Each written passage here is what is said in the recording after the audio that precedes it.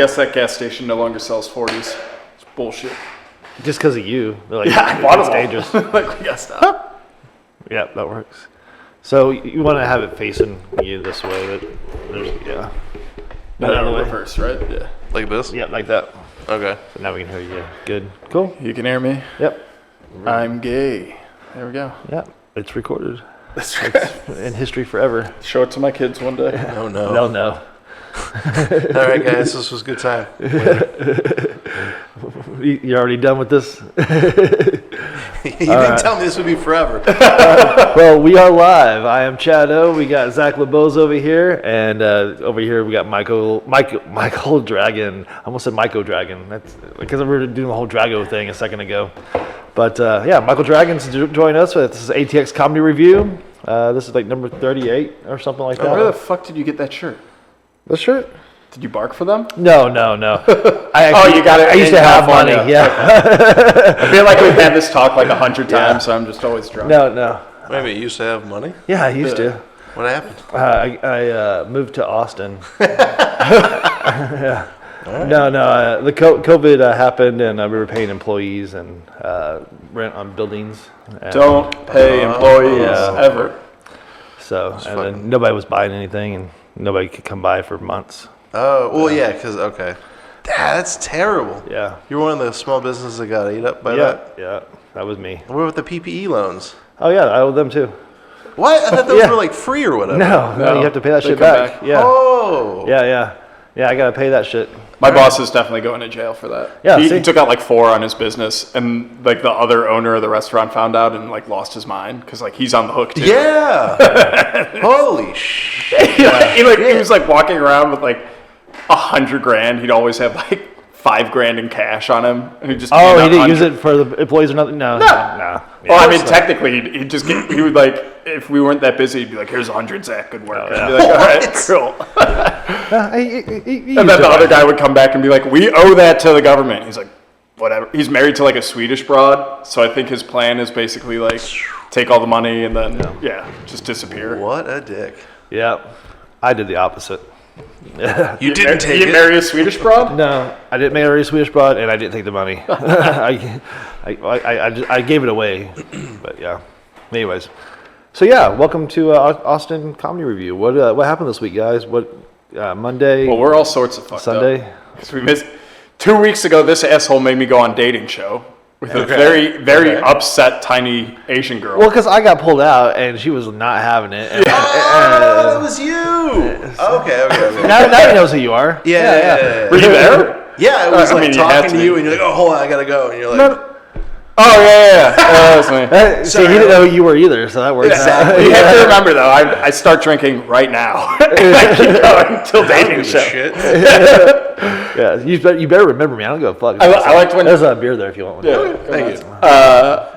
But yeah, so after the show, I went to the gym, and she was there, and she's like, "Hey, Zach, how's it going?" I was like, "Hi," and she's like, "Do you not know my name?" I was like, "No," and she's like, "Well, we just went on a date." I was like, "You weren't very friendly." Wasn't it like Pam or something? Chloe. I was way off. She goes, "You don't remember my name?" I go, "No," and she just goes. I was like, Carrie? We're adults. Just say I meant small dick energy. That's what she was saying. You don't remember my name, little dick? No. I remember her now. Yeah, she was really cute, and I don't know why she's doing comedy. But she does comedy? Yeah. Oh, I didn't know. I thought she was one of those stripper she's comedians newer. we got now. Oh, she's a stripper. I knew she was a stripper. I didn't know she was a comic. Oh, you knew she was a stripper? Yeah, but yeah. Of course. Yeah. Oh, that's right. Because there's this other. I'm assuming she's a stripper now. That I've seen her at a few open mics. Well, there's like 5. Why are they doing this? Well, because Isabella did it. So and she's pretty good. Like, she's not a bad comedian. Yeah. Or a bad stripper. No. She's actually pretty good at that. She posted a video this week. I was like, Jesus. But my girl's watching like, fuck you. She is. So she did comedy and then was like, yeah, I get these gigs and they pay me a couple bucks and everyone really likes me. Okay. And then she went back to the clubs and told them all. And they're like, we could do that. So for like a good couple months, there were like 10 strippers just randomly at all the open mics. And then now there's like 2 that still do it. It's very peculiar. They figured it out very quickly. Oh, one of them's the girl that rubbed shit all over I do her. much better when I don't say anything. Yeah. It's kind of your job. Yeah. Your mouth ain't for talking. Jesus. Yeah. We had a This thing. is a show for women. April and I were talking about today is your catchphrase is Jesus Christ, Chad. I said we should make it a drinking game. And Every time I say Jesus Christ. it's only been 4 minutes, 4.5 minutes into the thing. We made it. I've been playing it alone. You guys just haven't noticed. Every time I say it, I tell you. That's why you're just saying it randomly at times. Yeah. So what else? You had a big week. What happened? That was the I know that Sunday was 2 weeks ago for me, was that Sunday? Was that last? That was Oh, you got the mothership. That was You got that Mothership. week. Yeah. This Sunday. Was it this Sunday? No. Well, It was gone. after the show I wasn't here for. So it's technically this week. So it is this week that happened. Yeah, I did Mothership this week. Congrats. What was it like? It was really good. Cam Patterson, he gave me like the little nod. So like outside of the Creek in the Cave, there was From a black guy too. Tony Woods came in with like a crew of black dudes. Like the ratio was way off immediately. Starting somewhat racist. No, I do not like this ratio in the Creek. So now, Got blacks everywhere here. What is going on? the Creek in the Cave became a black club really quick. Is all I'm saying. I'm just kidding. There's a lot of people just running around going, "Oh shit!" No, I am really high on mushrooms. I shouldn't be doing this right now. But what happened was, Tony Woods comes in with his whole crew. There's like some guys from like Memphis and all this other shit. I start talking. And one of them's name's Ambrose Jones. I got to hang out with him a lot. He was actually a really cool guy. Okay.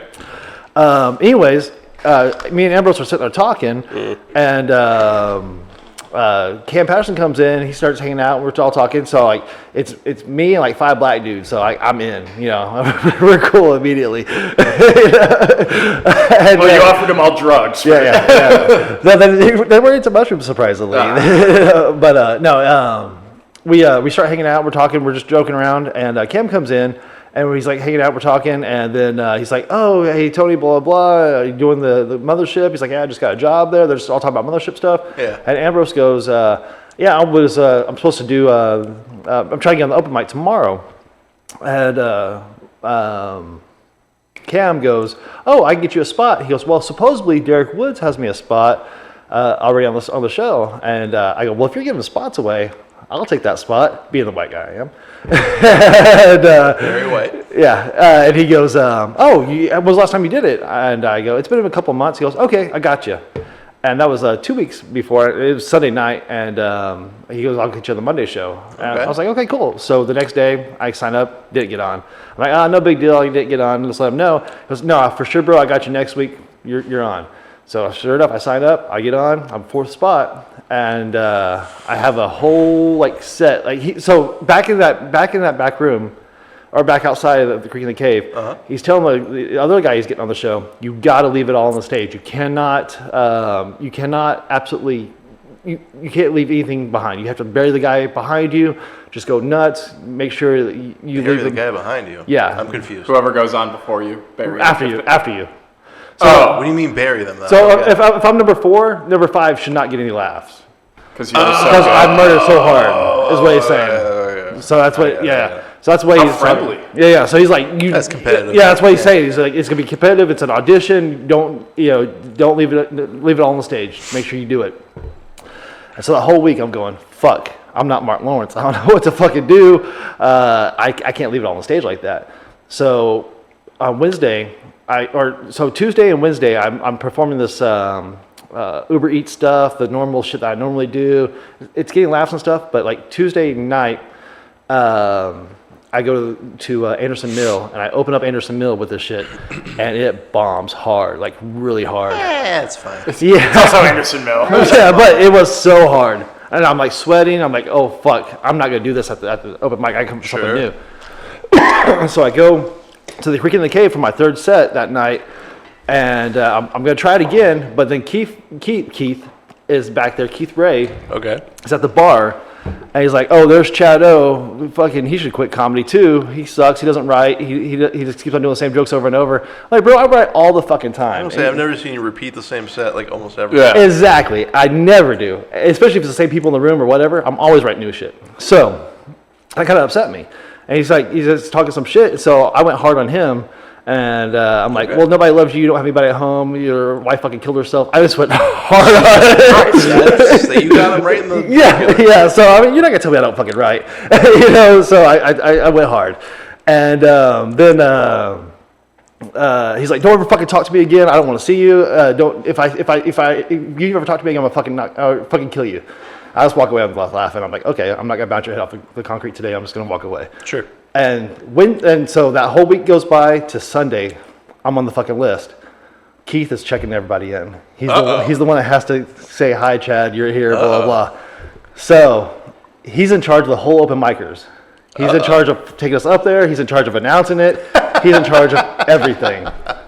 And so that Wednesday night, we switch back to it's like a Nolan movie. Yeah, we got time jumps. We're going back and forth. Yeah. So back on Wednesday night, after he told me that shit, I went up there and I just went to this, I'm going to kill myself because Keith told me to kill myself, blah, blah, blah. So I took that energy.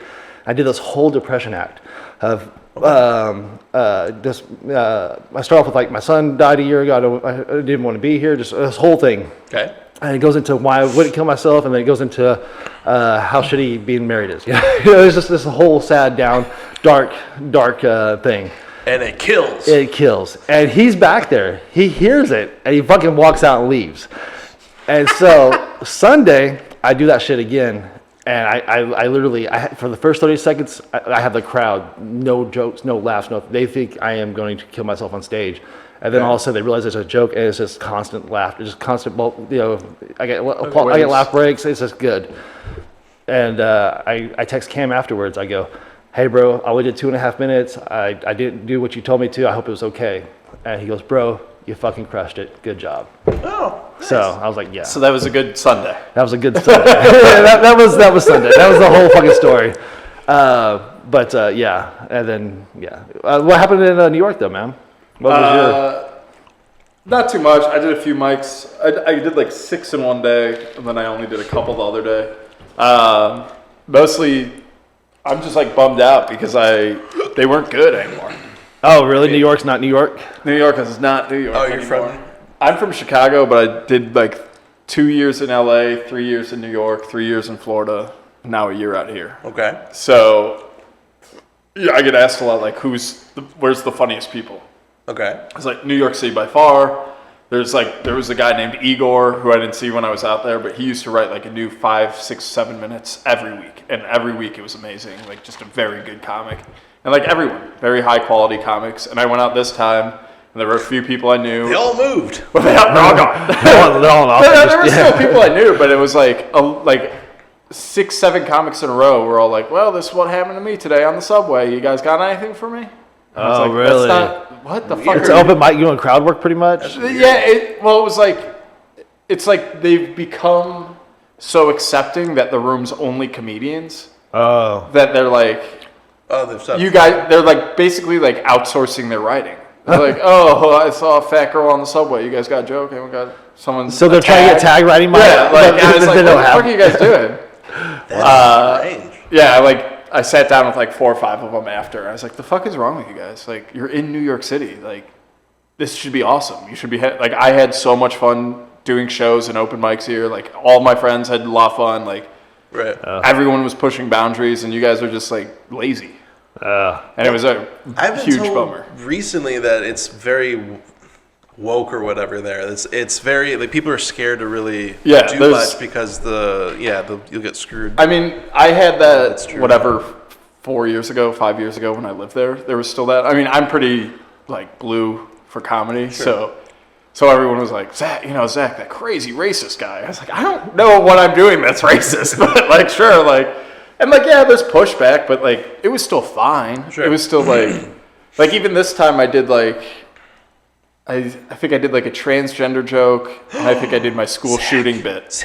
And the guy after me came on, he's like, oh, this is the most hated guy in the room. I was like, I'm fine with that. I don't give a shit. And then he did like 5 minutes on all the drugs he likes. And I was like... See, that's fine. Yeah. That's fine. It's not about other people. Wait, I was the bad guy. Had you did 5 minutes on you being a school shooter, that would have been okay. Yeah. Yeah. It's all as personal. Yeah. But, so it was like... So it was definitely... kind of a bummer Did you run to a guy named Darren Chase out there by chance? I have no idea. Oh. Maybe. Anyways, he just moved out there. He was at LA. How high are you? He was in LA, Los Angeles, or Las Vegas comic out there, but he just moved to New York. Yeah. At the same time you were there, I was just curious. Well, I was about to kill. The Stand has open mic on Wednesday. Okay. And I was like, yeah, man, I'm coming out. Like, I would love to do your open mic. He's like, sign up, start Tuesday at noon. I was like, I'm going to be there for 5 days. Can you just, put me on the fucking list? Tuesday at noon. He's like, Tuesday at noon. I was like, all right. So at Tuesday at noon, I email. And he goes, oh, we're not doing the mic this week. There was a show planned like a month ago. I was like, you son of a bitch. It's like, you go fuck yourself so hard. My email back was just like, I fucking hate you. I hope you die. Fuck off. See, that's some shit I do, man. That's how you make friends in the comedy business. Well, like, I don't know if he got that. I was like, I was very mad, but like, it's also like tongue-in-cheek kind of. But also, it's like, dude, have a little bit of awareness of what you're like. That is pretty shitty. Yeah. Well, and like the Stand's like up in Midtown, so like, it's not easy to get to. Well, if you're doing that, you're not doing the 4 open mics down here. Okay. So then, like, I had to scramble and try and get on those lists. Yeah. Because I was like, oh, I'm sure I'll get on the Stand. And then, you don't have to worry about the small one. Yeah. What a douche. What a Jew? I said, what? Let's be fair. Basically was a Jew. I didn't assume New York comedian. Yeah. I was going to say, what a douche, but my tongue got... Well, that's what was funny, too. I don't think I saw one black comic. It was all white men and one chick. Yeah, they were all at the Creek in the Cave with me. Yeah, it's like, I even did a show in Brooklyn. And these are all places you've been to before? Yeah, I used to run shows at some of them and stuff. So you know the drop off. You're just not just like, oh, I just had random bad experiences. Like, oh, these places this is awesome. Yeah. Like, I think a couple of the guys went to Boston because they think Boston's gonna like pop back up. I think it's just like, I think too, the like writer's strike and SAG strike really fuck shit up. Well, because they get writers from. Oh, true. But like, that started like what, a couple weeks ago? The SAG joining it started a week ago. Okay, and then but the writers was a couple months. Yeah. Oh, I didn't realize you had that long. Yeah. I went to, so I'm in SAG, so I went like, I got an email being like, hey. It was like, I think 2 days before we officially joined, but it's like, do a show of solidarity. Come to the WGA strike at Rockefeller Center. I was like, oh, I gotta go see it. I gotta go see what they're doing. Right. The strike was from 11 to 2. And like, they got, they block them off. So they're in one little area by Rockefeller. I was like, you're really showing them, guys. You guys are really, it's like they're on their lunch break and you're out here being like, fuck you, fuck you. A 3-hour strike. It's like, what are you doing? A 3-hour strike? Oh my gosh. Yeah. It's like, what a picket you guys are setting. Yeah.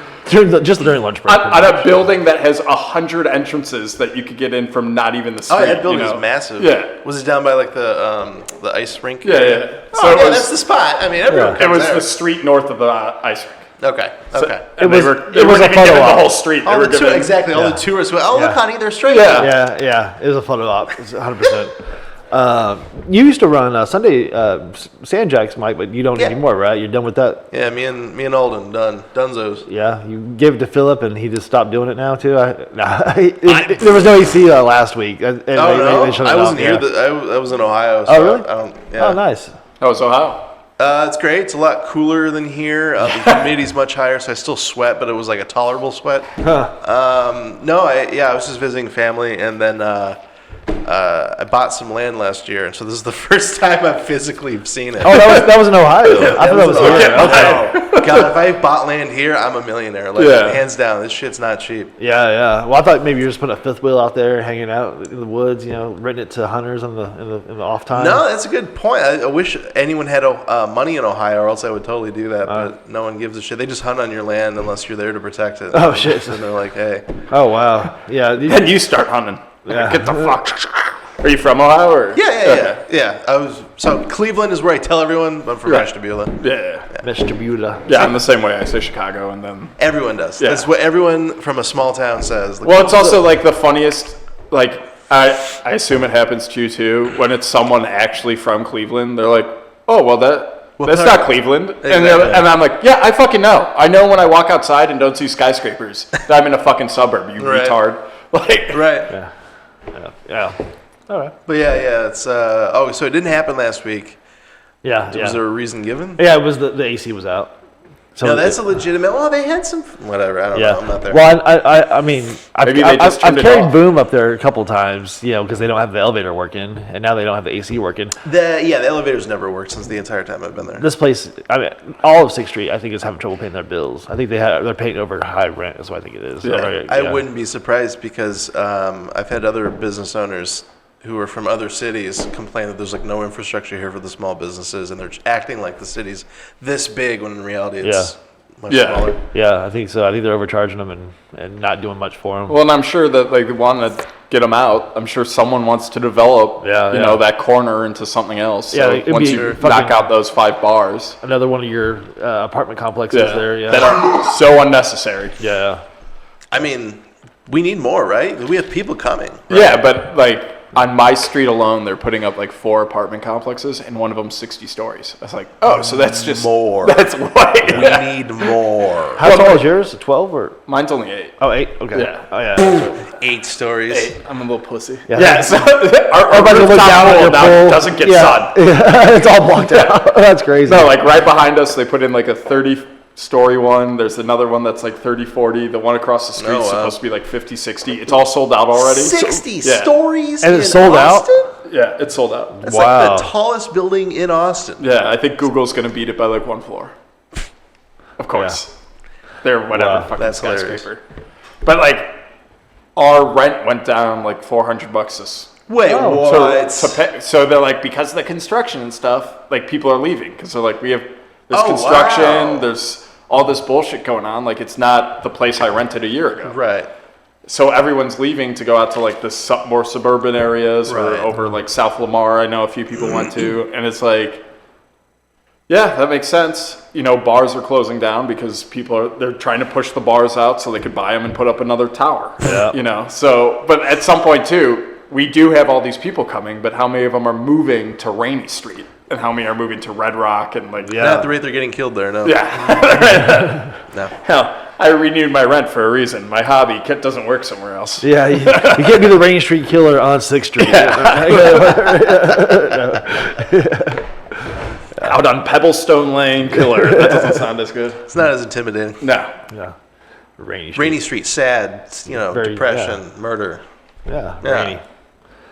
Was that crazy? Yeah. Rainy. I see what you guys are doing. I hate you guys. Yeah. I hate that so much. Yeah. It's a So lot. we were all traveling this week, except for you. Yeah. So you were in Ohio, I was in New York. Yeah. I was stuck here doing comedy. Yeah. You bastard. Getting on the mothership. Getting the nod from Cam Patterson. The text was really good, and I probably did show everybody that text a couple too many times. What text? What Hey text? guys, do you guys know Cam? Yeah, because But the thing wasn't because Cam's a good comic. It was like, I have a black friend. Look at this. Look at me. I have his number. I can almost say that. I can say the first 3 letters. Hey, I was the first white guy to compliment him, okay? I like Cam. No, he's cool. He was always really nice. Always coming through, high Sincerely, fiving yeah, he everybody. was. Yeah. So it was cool that he did that. Even as for somebody, I don't even know if he's seen my comedy before. Just to give a younger guy. No one has. It was to your benefit. He did. So it worked out. No, you did well. It was good. Yeah, it was. Wait a minute. Do they not give recordings of those sets at all? Even No. No, you have to record your own. I record mine. Oh, Well, you're they- allowed yeah, to. Oh, audio. Okay. Right? Yeah, Only audio. Only I mean, audio, I guess video. you could do like your chin. They have video. No, They no. keep it. No, so I took a picture of the empty stage of the mic, Okay. and Nick, Chloe's boyfriend, what's his name? Whatever. Anyways, he texts me and says, delete that photo. You will get a 6-month ban for taking photos of inside the showroom. That's so crazy. Yeah, all it was I took a picture of the microphone. So wait a minute. If you delete it and do you have to tell them you deleted it? You have to show them your phone? Like, how do they confirm? He's you have like access? before somebody saw it, you Yeah. should delete it.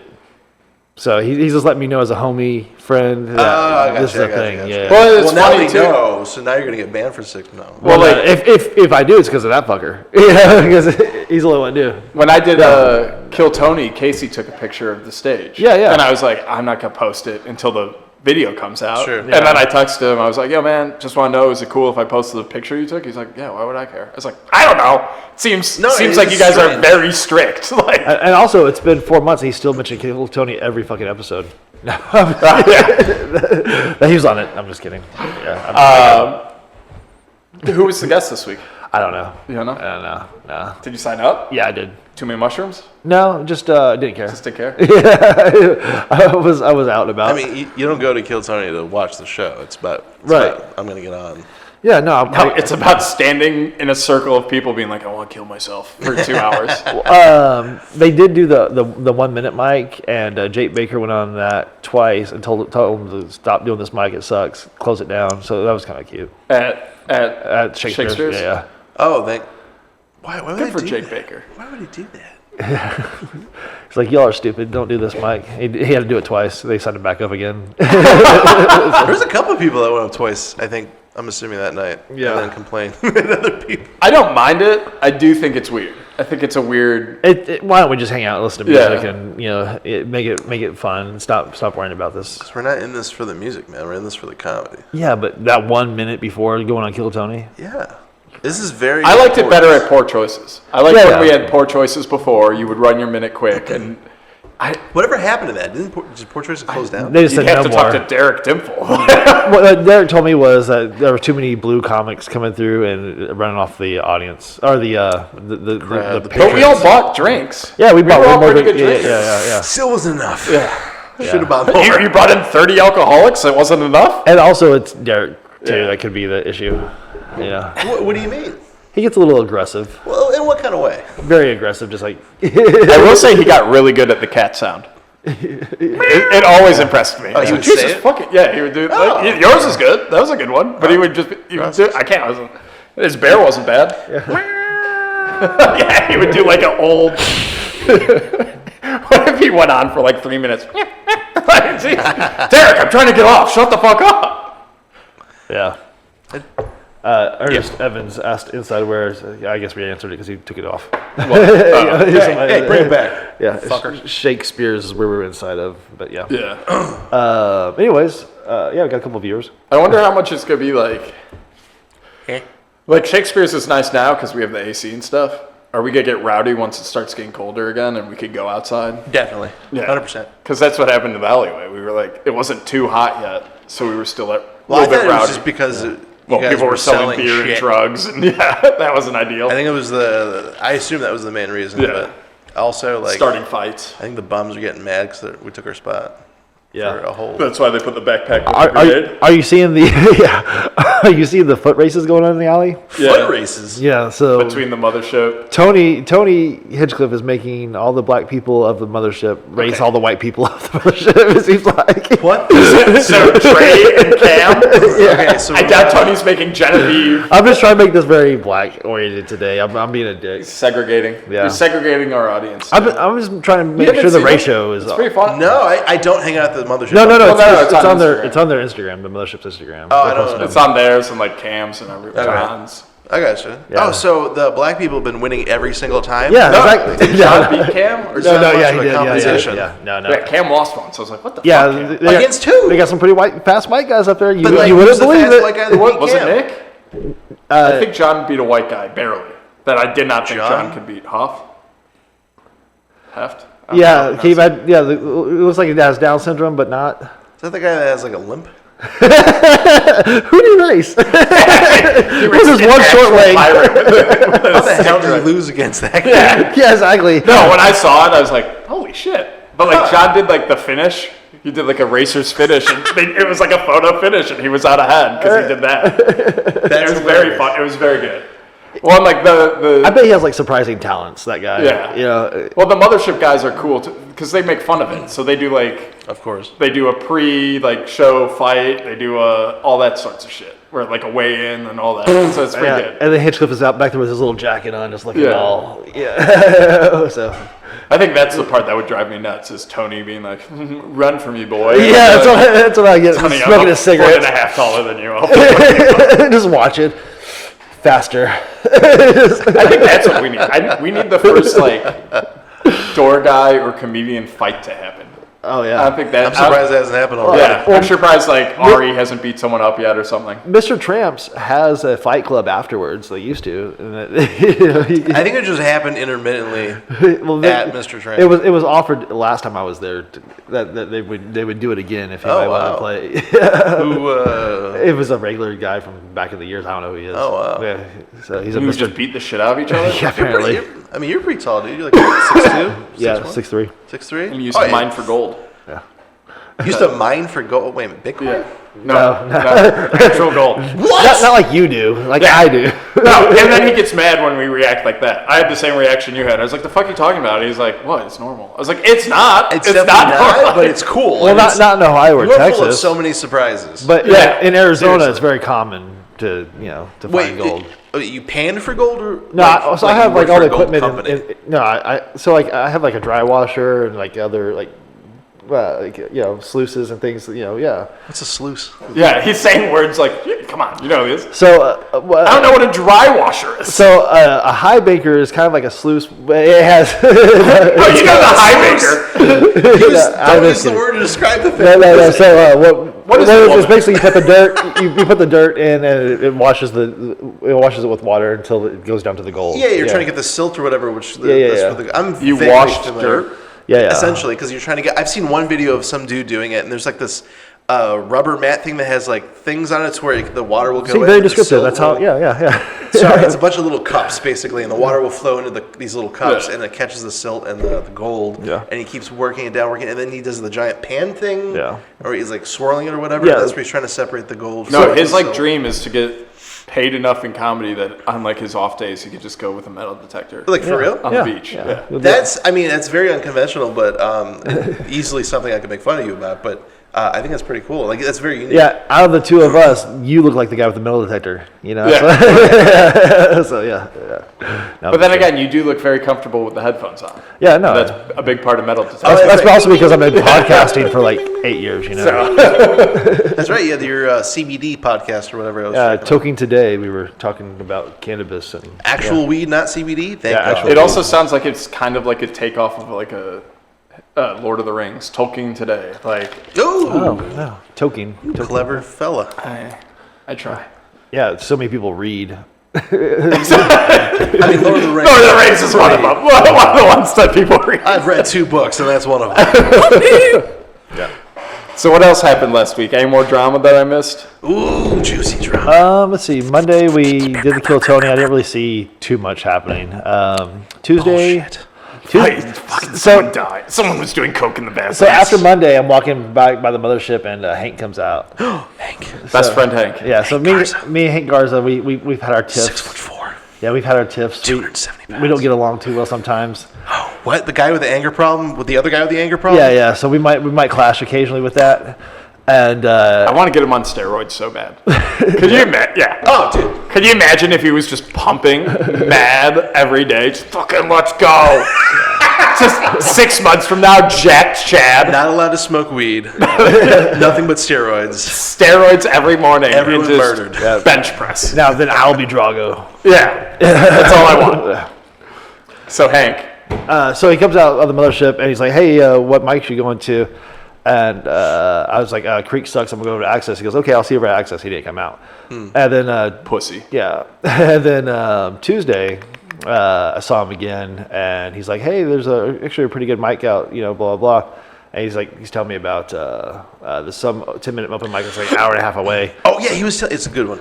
I don't trust him. It's a good one. The vault. No. We're not supposed to tell anybody is what he told me.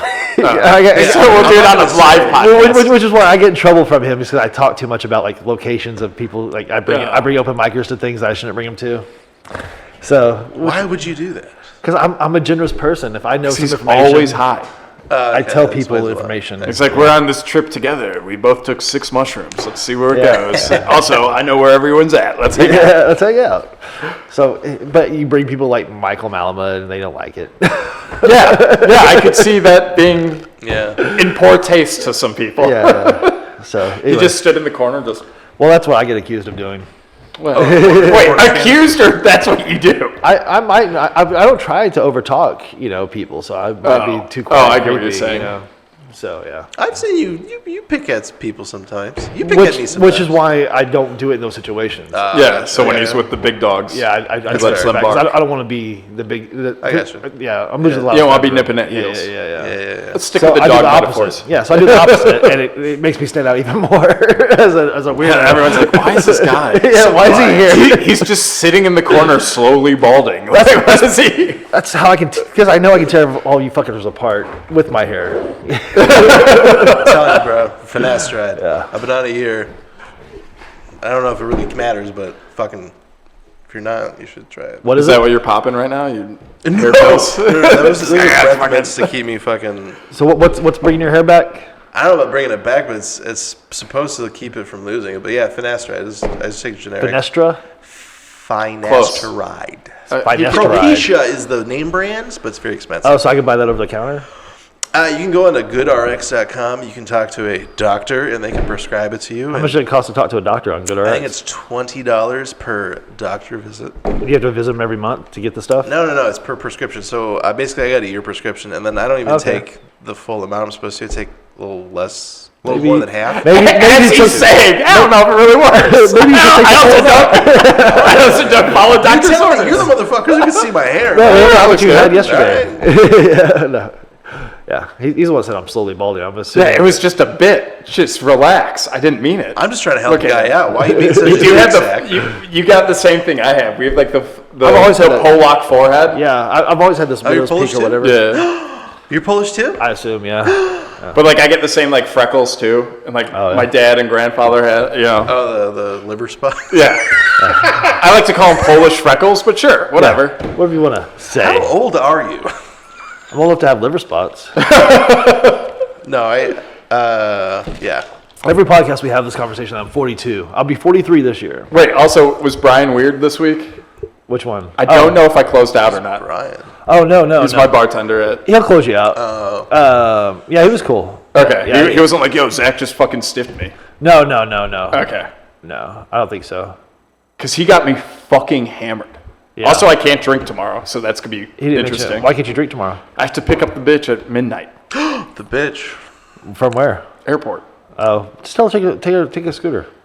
Yeah, it worked out so well for her last time. Dumbo. How long has the bitch and you been together? 6 years.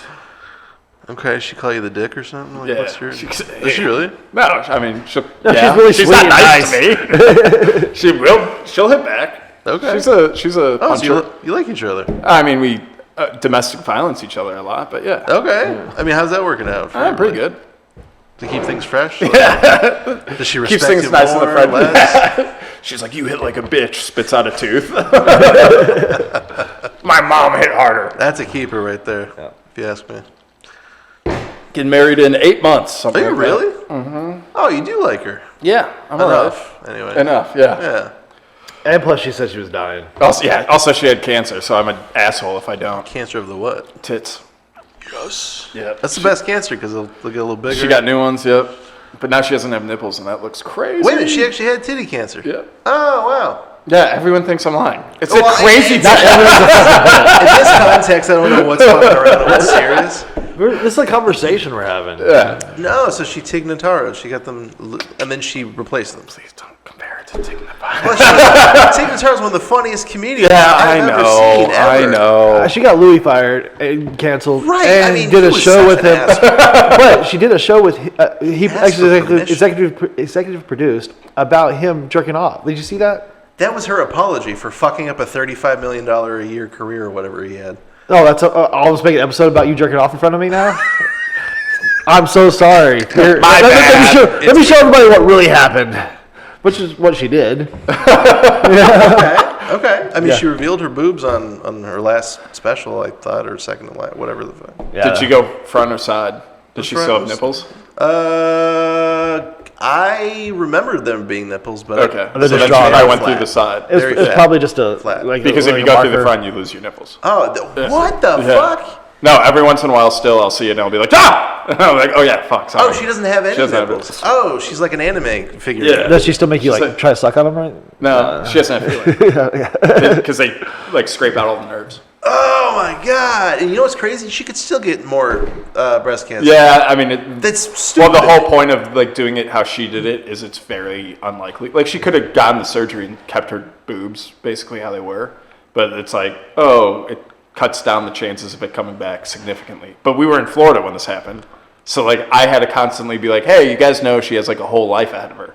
Like she's not your 75-year-old patient who's dying in 5 years and doesn't give a fuck if she has nipples or not. And I'm like, yeah, well, you know. I was like, okay, whatever. That's the choice she went with. Yeah. The lower odds. Yeah. God, that's so fucking crazy. I'm sorry. No, it's fine. I feel bad. And for he's both. still marrying her. So. No, that's great. That's what. So you do like her. That's cool. Yeah. That's cool. But yeah, every once in a while I'll be, Until she gets ass cancer. Then it's really bad. She'll be like getting out of the shower and she'll be like, oh, can you give me a towel? I'll be like, yeah, here. Oh, God! I'll be like, ah! Draw some nipples on those. But like when I do it in stand-up, I'll literally have her, like she was there bald. And I'd be walking out and people would be like, does she really have cancer? I'm like, yeah, look at her. No hair. Look at her fucking... She looks super cancery right now. Like, she's got worse rings under her eyes than me. Like, it's like, the fuck you? She's like little Pete Davidson out here. The first, we did a club I went to a lot, Pisani in Florida. We're leaving. The bartender I always drink with comes up to us as we're leaving, and she's like, hey, does she really have cancer? I go, yeah, dog. Like, come on. And then she's like, oh, I'm a cancer widow. My husband died of it. And I go, breast cancer? No, I don't know. In general. And I just turned to her, I go, what an uplifting story as we start chemo. Thank you, that really helps. And she just started bawling. I was like, I gave her like $5 more, and I just walked out the door. I was like, I don't know what to do here. I'm not sitting around for this. I was like, I gotta get her home She before was she trying to starts speaking. it's okay. I understand. Yeah. It's like, no, I was like, you're doing it so. I was like, if you said it just to me, yeah. But you're like, he's widowed. I'm she's widowed. freaking out right now. Like, Wow, that's crazy. women, Yeah. female bartender, broads. Do you want some water or anything, man?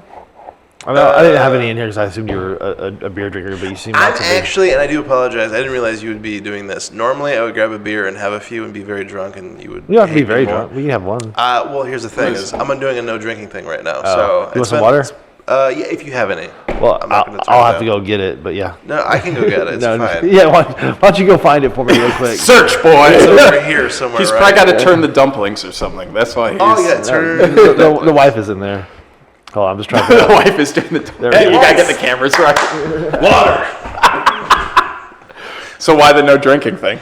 Honestly, I was hanging out with. Okay, so my history is I've been various periods of my life where I was sober or whatever.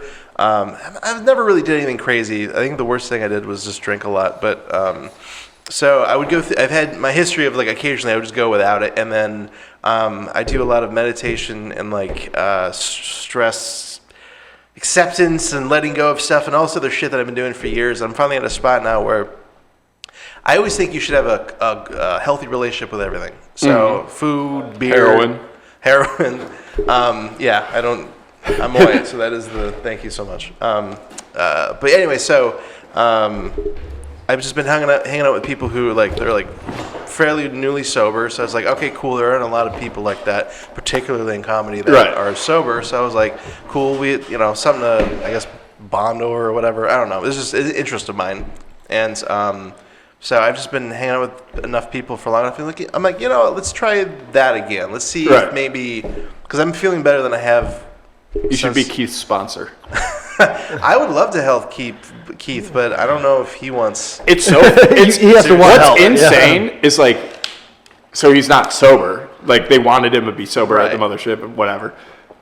Rumors, but he is drinking less. He's drinking way less. It's insane that. For how long? I know. He has his nights. But he looks so much better. Oh, of course. Like, that's how much he was drinking that only like a 6-pack and half a bottle of Jameson makes it. I'm like, bro, you're glowing. You look beautiful. Like, it's like, what? Wait, so how long has he been cutting back? It's just like Since he got mothership. Okay, because every time I see him, he always has 2 drinks in the Right. tank. Yeah, that's after work.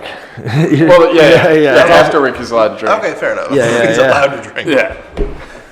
Yeah, is that kind of crazy? A stipulation on your job that you... I mean, it's also like, but it's also fairly common too, especially in entertainment. Like, Bobby Lee had to get sober for Mad TV. Like, people have done it. People have always done it. My buddy had to get sober for his job. Andy Dick had to get sober to save his family. He did it.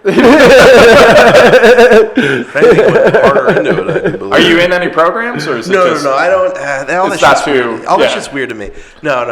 So this is like a tempting- You think the vacuum salesman didn't write a good way to get sober? You know, I don't know the history of it. I don't know the success rate. But now that I've done, like, basically, I'm trying to figure out for myself what works.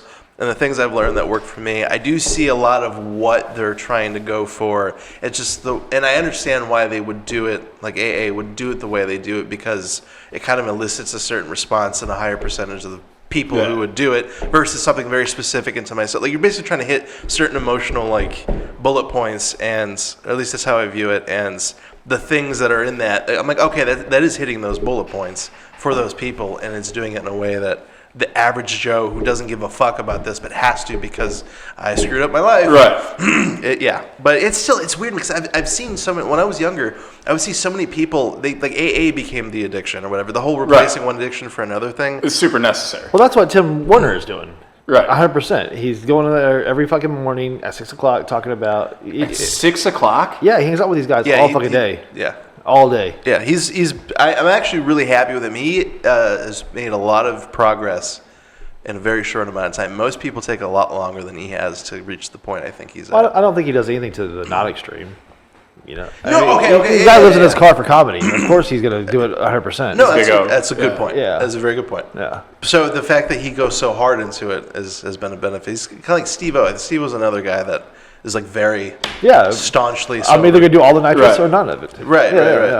But which is illegal now in New York, kids. It's illegal to get those whipped cream. You have to be 18 to get whipped cream. Oh, well, that's fine. Yeah. Stupid. It's always been 18. Really? Yeah. I kid you not. Jesus Christ. So you could be in. Oh no, it's 21. So you could be in the military, but you can't get whipped cream. Well, it's like you can't get whipped cream. That's so crazy. The law is like the things for like whipped cream at like Fresh. Yeah. But so like you could buy actual whipped cream, but like I don't know. Wegmans is like the big store out there. Sure. They were just like, we're just not gonna sell whipped cream to anyone under 21. Wow. Because they were like, we don't want to come across not following the law.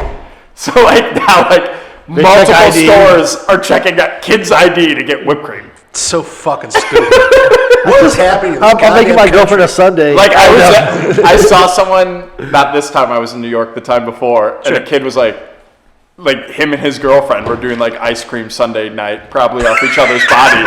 And they're like, yeah, you could get like the M&Ms, the ice cream, and the Hershey syrup. You can't get the whipped cream. And they're like, what do you mean? But you can get it in a tub. You get the hydrated, the oil shit, but not the real good stuff. Or you can just get actual cream and then whip it yourself. Yeah. Oh yeah, that's a good way to do it. Actually, it's a lot of work. It is a lot of work. It is, but it's good. I have one of those actual whippers, the things that do it. Yeah, that was. Yeah, those are fun. Those are. Yeah, I used to make edibles, so I have like the kitchen stuff. It's is there fun. anything you haven't done at this point? No, it's insane.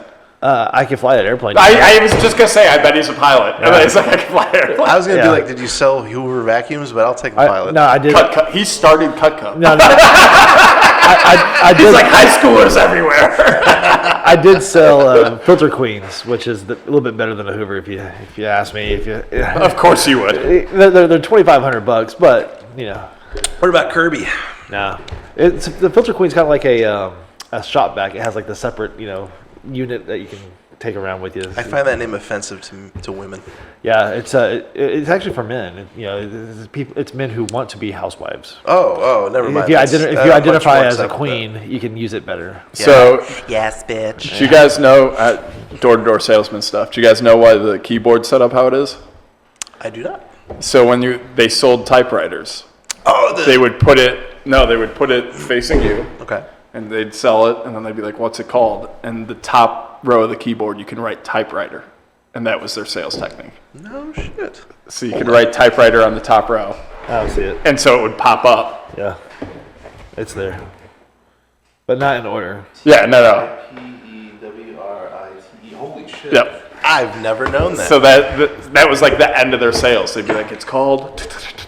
They would just say typewriter, and they'd be like, there you go. Okay, I always thought it was because they had the physical thing. They had to spread them so that way you didn't. That's the true version of the keyboard because they were typing too fast that they had to rearrange the letters because they were crossing. Is what I've heard too. I've heard that. Yeah. Too fast. I'll take the typewriter thing though. That's a good factoid. I like factoids. It does. It's up there, but there's also a Q and a Q, a Q and a P, P and a Q. They spelled that way in England. like the U in color. They added it just for fun. Yeah. Oh, there's a P in typewriter. Yes, there is. Not a Q. No, there's not. Well, guys, we're learning about how autistic we all are. And how dyslexic Chad really is. Yeah. So you think getting sober would solve this for me? This random forgetting letters and typewriter? Yeah, I do think that would help. Just a little bit. We'll find out. Are you like everything? Are you California sober or what? No, I'm truly like I don't really smoke weed anymore, anyways. His roommate is Swiggy. Jesus Christ! Yes. So you just give it all to he hasn't done it in a while, but he would fuck with me. He would have like a bag of ketamine. He'd be like, "Hey, dude," it'd be like 9 o'clock. The fact that you just casually were like, "Yeah, I have ketamine in my house." A bag of it. Not a hit. He'd have like a sleeping case, like a hobo bag of like a ketamine. heroin bag full of ketamine. He hasn't hasn't used it.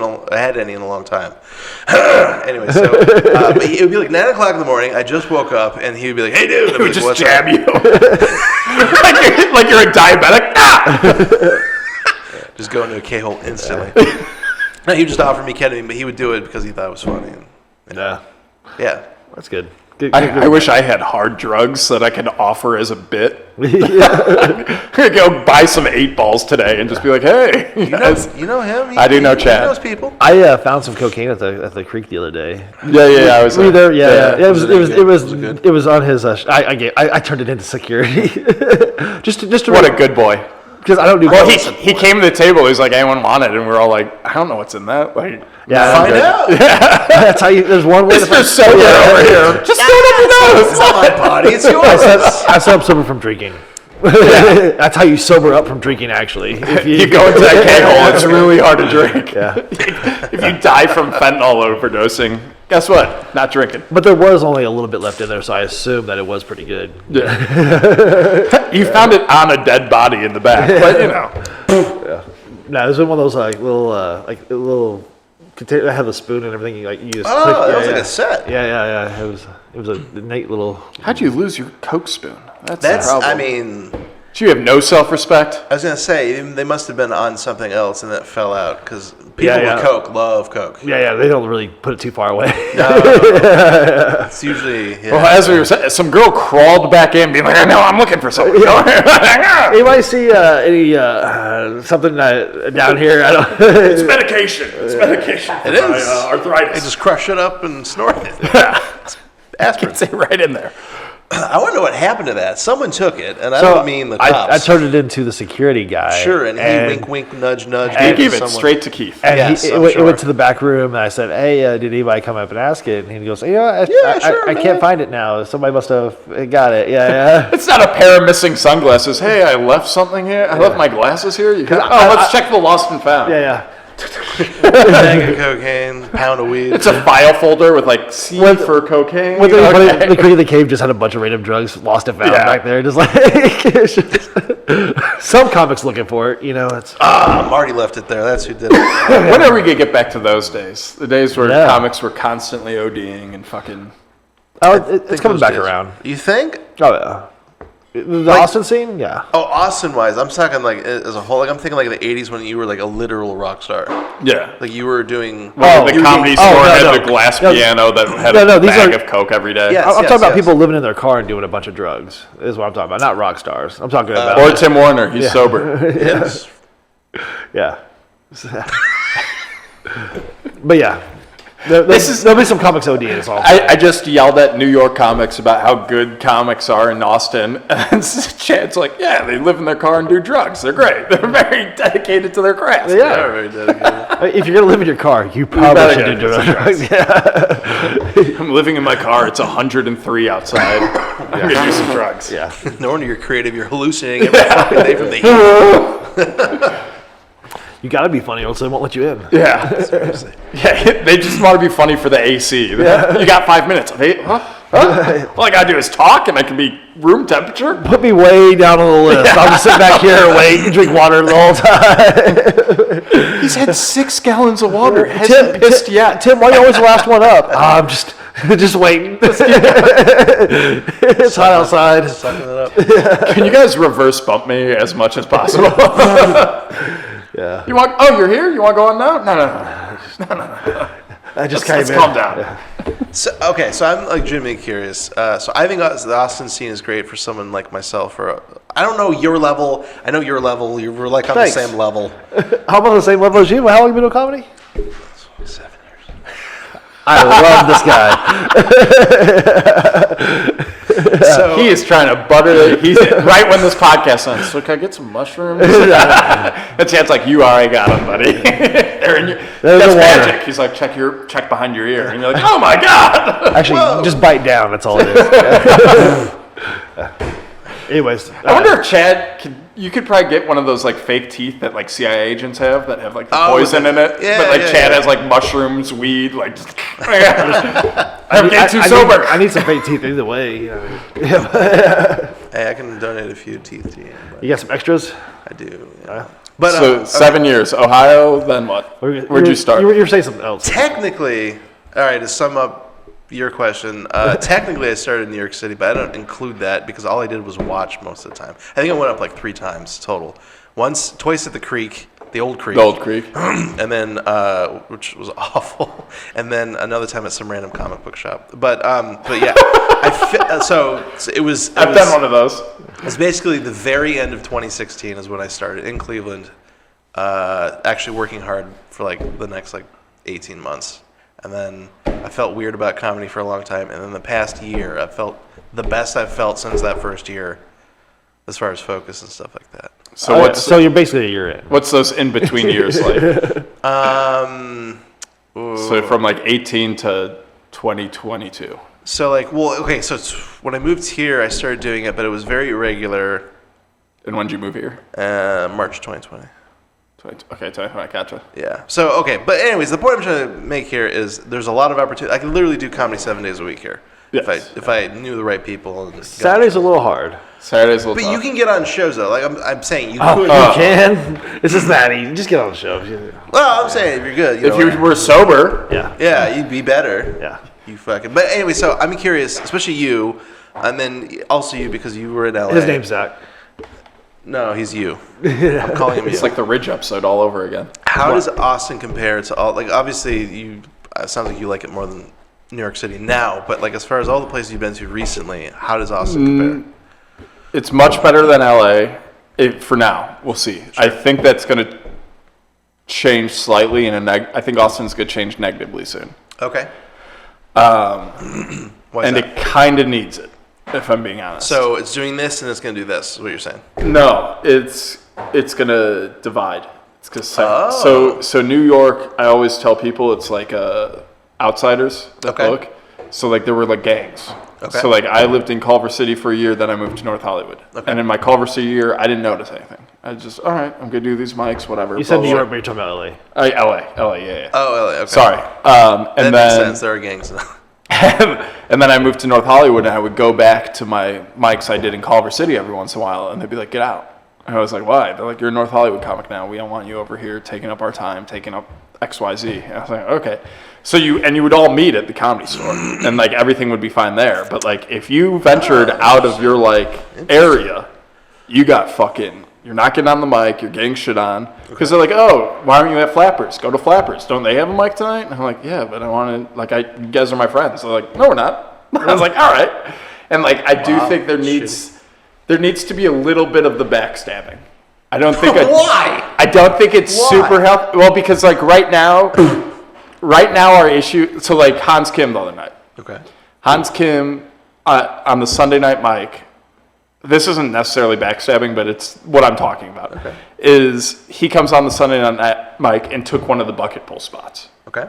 And what they should have done is like, hey, Hans Kim's here. He's doing a spot. We're going to then do a bucket pull. Sure. Instead of like being like, oh, Hans Kim, can you believe it, guys? Here he is. You know, like, and like because he's taking our spot. Like, we should have been like, boo, fuck you. Like, I did do that. Yeah, you need that little, like, because right now, and it's fine for right now because it's a lot of people getting their first real taste of success. Right. And so I completely understand, like, take the year of being a door guy at the mothership and, like, enjoy it all. Of course. But at some point, you have to move up to where you are in the system. Okay. So and stay there. And stay, yeah. So, like, if you're in the tier that's doing mothership shows, you're featuring twice at Cap City a week, you're doing a show at Sunset, stay away from East Austin. That's the lower level. Stay away from our open mics. So our group. You don't even like East Austin. You should tell all those guys to go.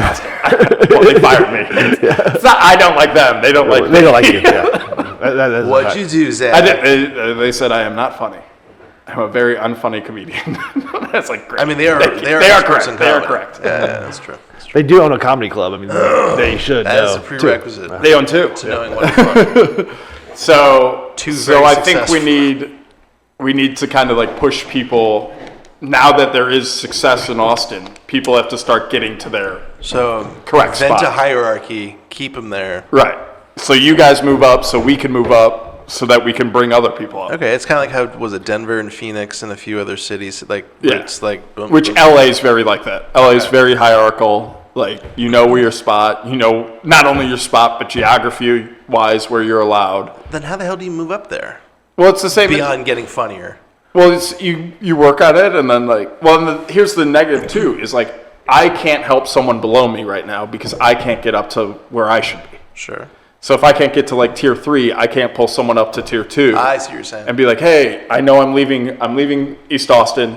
I see. Let this guy in. He's very funny. I see. So like that the cooperation that you want to build, if people aren't doing stuff in the right way, you can't build that cooperation because there's nothing. Right. Like Cam Patterson helping him is because Cam Patterson knows his spot. Sure. Cam's very good at it. He doesn't go do weird shows. He's like, I'm a mothership guy. I'm going to Houston this weekend. I'm doing whatever. Like and then he can pull people up. I'm not taking anything away from him. Right. Yeah, you're not pulling. So it's not necessarily backstabbing, but it's like we have to kind of stand our ground and be like, hey man, Lucas, we really like you. You're fucking hilarious. Get the fuck to your shows. Well, like Sarah Silverman used to do it at the Comedy Store, and it drove me fucking nuts because we would do shows in the belly room. Okay. And like all the regulars are allowed to come in and do 5 minutes. Okay. So like when it was a no one that like, okay, like, yeah, he's passed, but he wants to work on his 5 minutes in the belly room. Harry Kurtz. Who gives a shit? He's doing bad stuff that's not worked out and whatever. Right. Sarah Silverman comes in and she's doing not worked out shit. Guess what everyone leaving the show is talking about? I saw Sarah Silverman at not like, oh, this Zach guy was really funny. I'm going to follow him on Instagram. They're all telling all their friends. I see. You know, so there's like I think there's that aspect that people who haven't experienced as much don't see. And that's true. Kind of frustrating. Like that's a very well-developed scene. It sounds like from what you're telling me. Like because there's so much competition, it has to fall into a certain order for it to make sense. Yeah, there has to be like. Otherwise, it's just chaos. Right. All the top people pushing literally everyone out. Right. Cam can do every show every night if he wants to. Sure. Yeah. If he wants to drive around. Yeah. But Hans will come in and take an open mic spot. Yeah, which is really crazy. But I mean, that's probably the best open mic in Austin. Right. It's a very good open mic. But it's an open mic. You run booked on shows in Phoenix this weekend. Wherever. Yeah. He wants more. But he needs it. Yeah, it's definitely more like I'm just collecting open mics at this. I'm just collecting mics at this time. Right. Yeah. Even like David Lucas. He's not going to do that. If he didn't leave Kill Tony, Cam Patterson doesn't have his regular spot. Yeah, that's the exact thing you just described. That's what you need. Noticed that you need people. David Lucas was like, I'm pushing tickets. Why am I taking this regular spot that isn't? I don't need it anymore. Yeah. He's moved up. He's graduated. Yeah. And then, so it's funny to me when they put Cam against Uncle Lisa. Yeah. Which, Laser just needs to be put in a spot is what they're doing. Right. It's 100%. Yeah. Well, Laser's like, which I mean, for selfishly, I prefer him to be, he's tier 3 and he's going up to tier 5 because he has an Instagram following. Yeah, go fuck with that. Don't fuck with my, I've never had him take a spot for me, and I'm like, all right. Yeah. But also, he doesn't want to do those spots. No, I know. He's like, I'm too good for these spots. But that's exactly what all these other people need to start doing. Yeah. That's interesting. I never, thank you for, after 7 years, I've seen enough, but not enough. Yeah. Apparently. And New York doesn't have the same setup as LA, and not necessarily how I'm saying, but New York also has so much opportunity. It's retarded. But okay, so when I was there, what I noticed is if you're low level, it's shit. If you're like if you have a career going, like a medium level career, it's fantastic because there's all these shows you can get booked on. Right. So is that true from what you were seeing? So like, unfortunately, COVID fucked me up, but I got on like a movie with Vince Vaughn. Just filming that, didn't even come out, didn't even know I was not going to be cut from it. I could have been cut from the movie. I was getting more gigs. Wow. Because they can write on the marquee as seen as on Hulu. Sure. So it's like when you're in New York and there's 50 comedy clubs and there's names that no one knows, but it says as seen on Comedy Central, as seen on Hulu, whatever the fuck it is. Yeah. That's what they want. Yeah. So it's like you can bounce up to a higher tier just by doing that. Mm-hmm. And you're not going back. You're not barking if you're getting paid to go do this. God. Mine should say ChadO as seen on heroin. That looks nice on the marquee. Looks great. Yeah. So there is like I think it kind of sucks for a lot of New York comics. But then again, it's like they just have to make that small pivot to like, oh, I'm in the writer room here. Because there's so many writing rooms. There's so many bit part. Once you're in a writing room, then you're getting small bit parts on TV shows and stuff, and then you have that credit where you can start getting booked as a check spot or an opener or whatever. So wait a minute. So writing room isn't like for like a TV show? For like, Friends or whatever. Okay. So how do you get on shows like that then? I mean, you would go, there's a lot of people around. They discover them in the comedy clubs a lot of times. Yeah. So like I noticed like even like in LA, like Workaholics would pull writers and actors from like Laugh Factory and right. Okay, so you get what was it? Oh yeah, how do those contracts work? Was it like per year? Was it per episode? Sometimes it's per episode. Usually it's per year. Yeah, but sometimes like if they're trying you out, they'll do like a 2 episode. Like they'll put you in the writing room, see how if you mesh. Okay. Yeah. But like, this is kind of fucked up. But in New York, how it would usually work is someone stole your joke. And they'd steal 3 of them, 4 of them, and if you didn't throw out a hissy fit, they'd be like, "Hey, do you want to come write for me? Like we need, like you're good enough that I've stolen 5 of your jokes and put them on my show." If someone steals my jokes, that's a compliment. It's in a sense. No. In a very specific, small, minute area. Nah. So like, how would you? Okay, well, what's the difference between someone who could get me something stealing my jokes? Like, how do you differentiate between? Like, okay, I'll let him keep doing this. I've seen people. If they're famous, let them have it. The fuck out at people at open mics because someone would come in, and we all know who's working on whatever show. Right. And what's the not Pet Cemetery, Animal Control? What the fuck? Oh yeah. Whatever. We know the writers because they were open micers, and whatever happened, they got moved on. They got moved up. So they come back. I fucking. And then we watch the show. That's fucking Eric's bit. All of us know we're not. And then he comes back in. Is Eric going to yell at him, or is Eric going to just do a new set?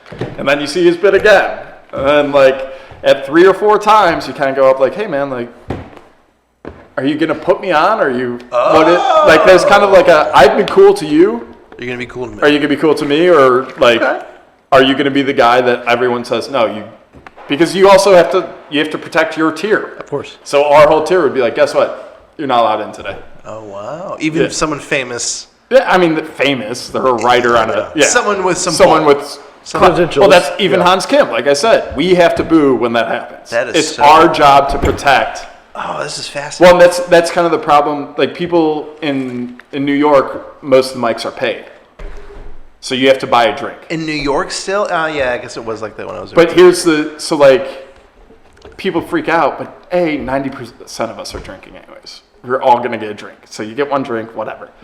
B, we are now customers. Yeah. So if someone at the bar is throwing a hissy fit, they throw that guy out instead of throwing the comedians out. So like Salvation Pizza had an open mic. Sure. One guy complained, and they were like, But what they should have done is like, they're all paying customers too. If they want to, I got 30 of them here, or the same as Poor Choices we talked about. I tried being a customer at that, Mike, and they totally ignored me at Salvation Pizza. I tried ordering shit. They're like, fuck you. Well, because like, that's like, again, Austin's just not, this big thing happened, and we're not ready for it. Not everyone has the right mindset to it. Yeah, and I've noticed there's a few people that are trying to capitalize, which is great. That's what you should do. You can capitalize. You can run 6 bikes and make $100 at each. Yeah. You know. At least. Well, like some of the bikes I ran, I made nothing because I was a substitute for someone else. Right. And so that guy ran 8, 9 mics right. and just had substitutes in, and he'd collect the paycheck because the guy, the booker's not there. He doesn't give a fuck. Right.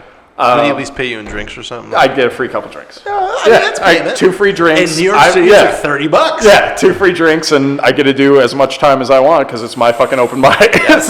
Yes. Yeah. So I think that's what hasn't happened yet because we don't have someone on SNL. We don't have someone. Do you think that will change? I mean, yeah. I mean, Casey's writing for SNL right now. Shawarma. No, Shawarma. I don't know who that is. She's small. Indian? We'll say Indian. She's very funny. She's very funny. Her last name's Shawarma. Yeah.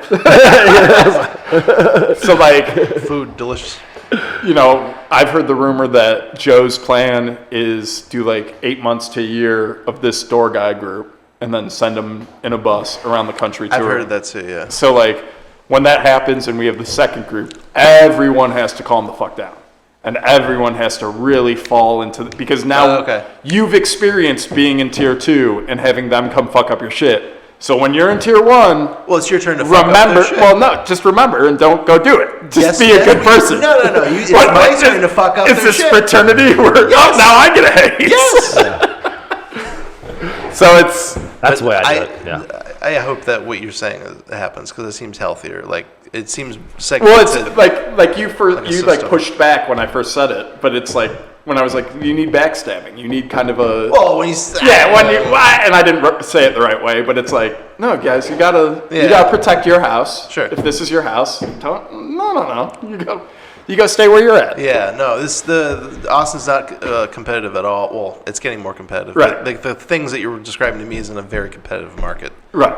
Which is now, and like I said, our comics compared to what I saw in New York, really better. So much better.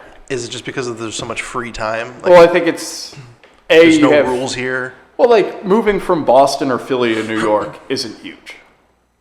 Right, so a lot of the New York comics, I lived in Philly, I lived in Boston, I moved an hour train ride away from my home. Okay. And I think LA, it's more, I want to be an actor and I want to be a comedian, all that. So there, in LA, I think all the comics felt like, tomorrow I'm going to be famous, someone's going to pick me out of the crowd. Whereas what I told people in LA is like, be dragged there. Have an agent, have someone drag you to LA. Right. And then because you will have shows then.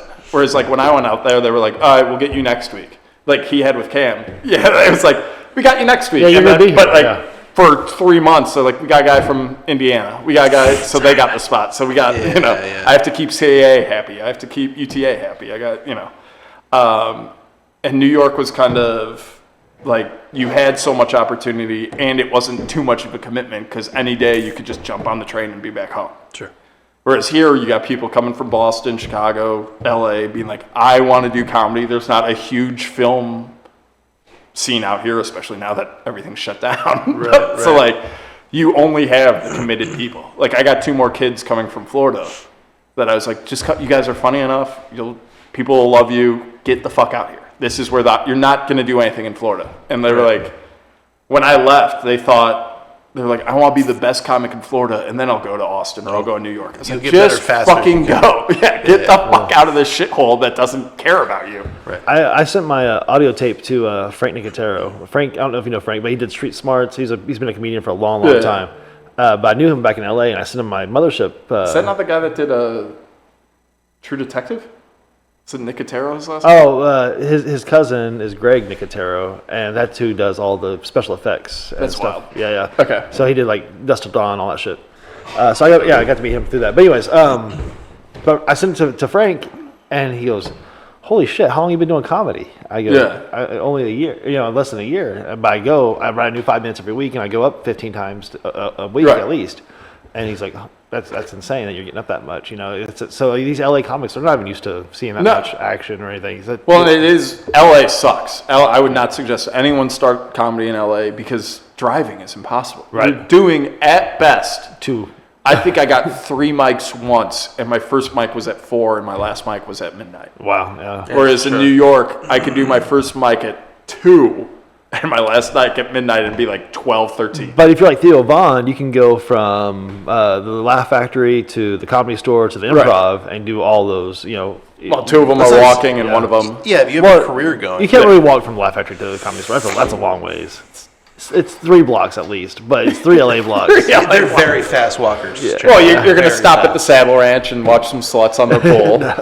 It was funny because we'd always go to the Saddle Ranch before we go to the Comedy Store. I always had tickets for the Comedy Store, and the comics were, "Hey, I'm at the store tonight. Come see me. Blah blah. Here's some free tickets." I'm already there. But that was always the Saddle Ranch was their stop. We always did that. So we would hit an open mic, go to the Comedy Store, watch a show, and then go to the Saddle Ranch, and like the 6 of us, this was when I was 22. It doesn't really make it better. It's still horrible. But we would gamble on what color panties the girls were. I always bet for none. I always bet for none. Because they would like fall off or it was... Especially LA. 10 years ago when everyone had their fucking thong hanging out the top. Sure. LA, you got a 70% chance of none. None. Yeah. 70%? Oh, yeah. Good odds. Those are good odds. Weirdly enough, green was a big winner. Huh. Like lace green or green thong. That's still like lime green thong. Yeah. Here we at least play poker. There we were like, what do you think this slut's wearing? It's green as lucky panties is what it is. You can have whatever you want there, man. That's all for you. Except for the beer, you sober. Didn't eat sober today. Sally. Yeah. And plus the chicken and dumplings cooking in the background does not help. I'm fucking hungry from that shit. So do you hear? I'm sure you still have ASMR here. I'm gonna mute his mic here. I'm sure you still have comedy buddies in Ohio. I guess nod. No. Okay. I do not like Cleveland. Okay. I'm slowly getting over it, but they're just real dicks. Well, is that where Swinehart is right now? Yeah. Well, no, he's Columbus area. Oh, is he? Okay. Columbus, I heard, is fantastic. It's a little liberal in terms of the way they push their comedy. Exactly how Swinehart. I know who started. The reason is I know the problem behind that is No, it's just funny because you've seen this comedy, right? Oh my God, yes. Yeah.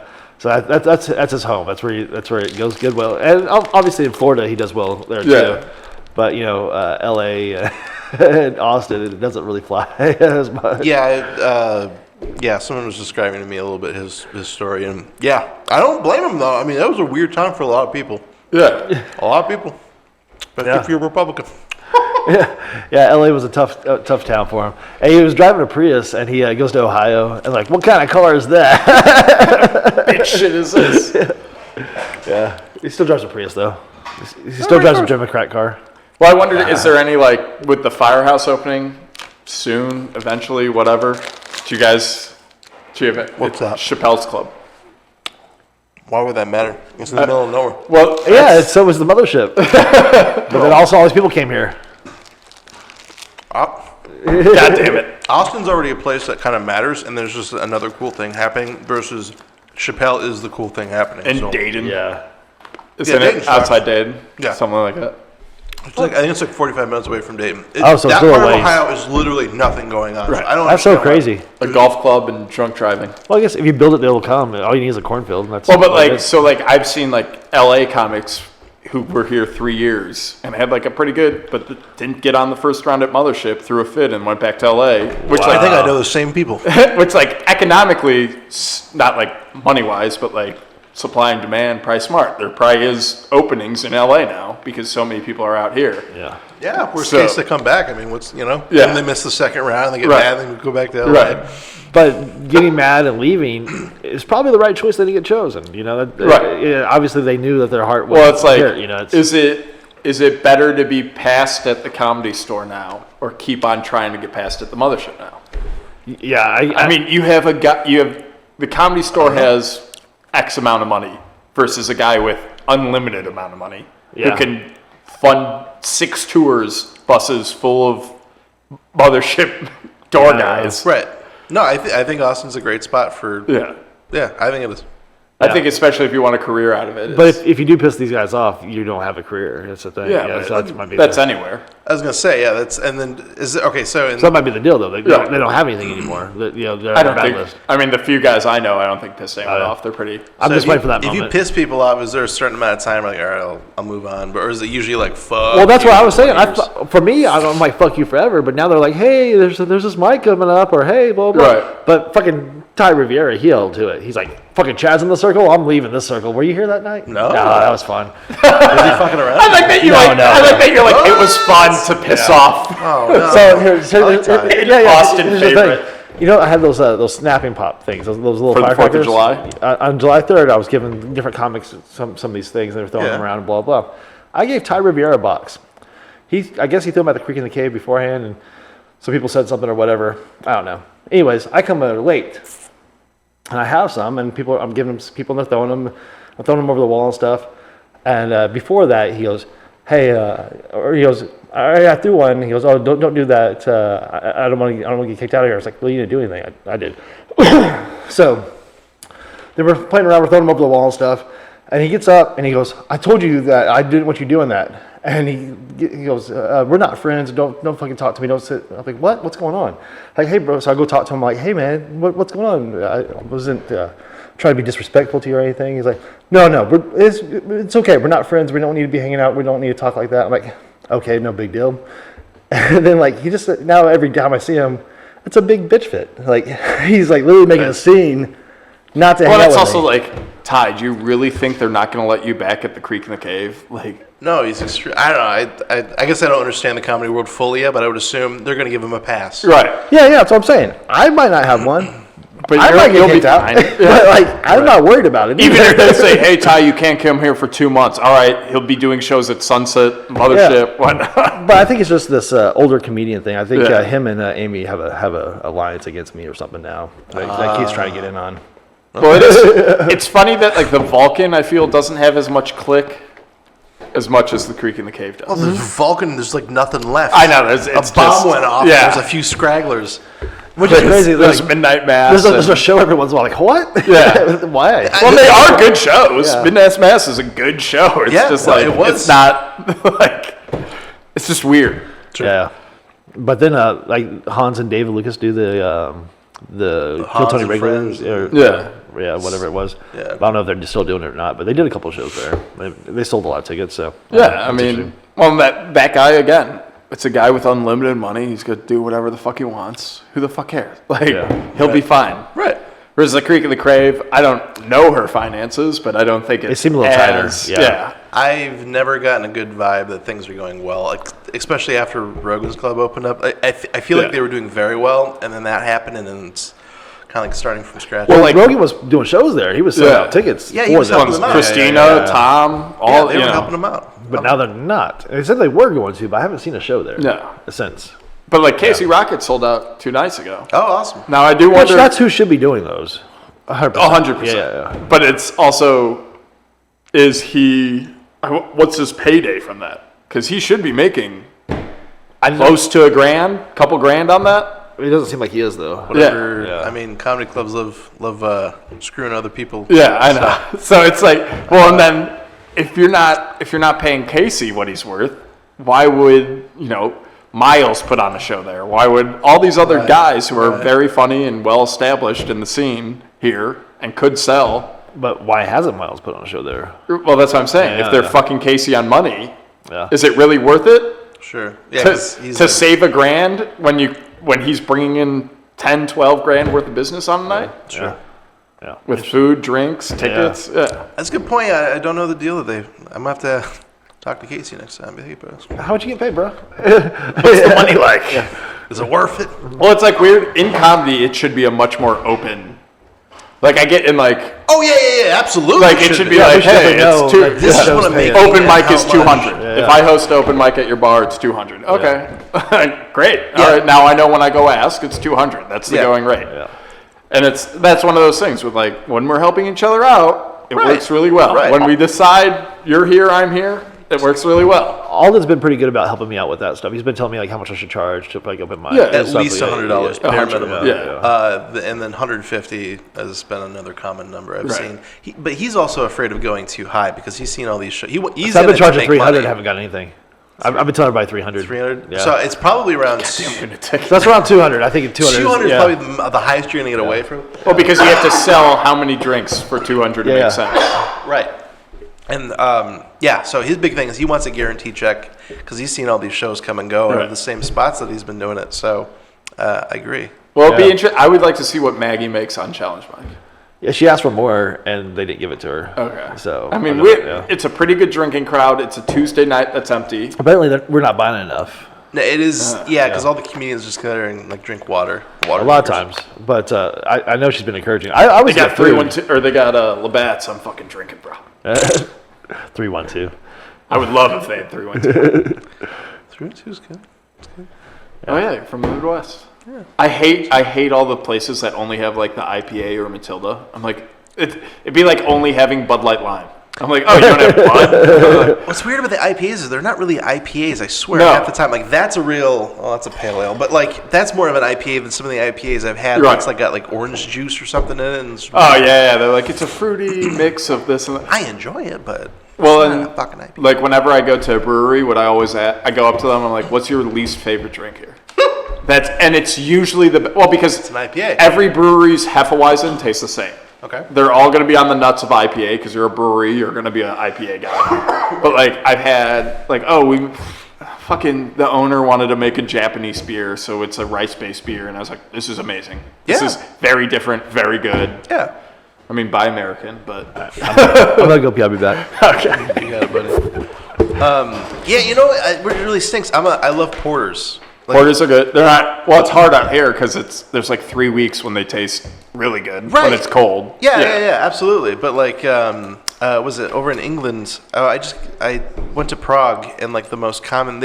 Every single place had a dark beer and a light beer. Yeah. And I mean in terms of color because the alcohol percentage usually the light colored beer was a higher alcohol percentage than the darker colored one, which is counterintuitive. You would think, right? But yeah, so it's just disappointing to me that it's just all one type of beer and then Mexican beers. So it's like two types. I guess technically IPAs are the dark, the heavy.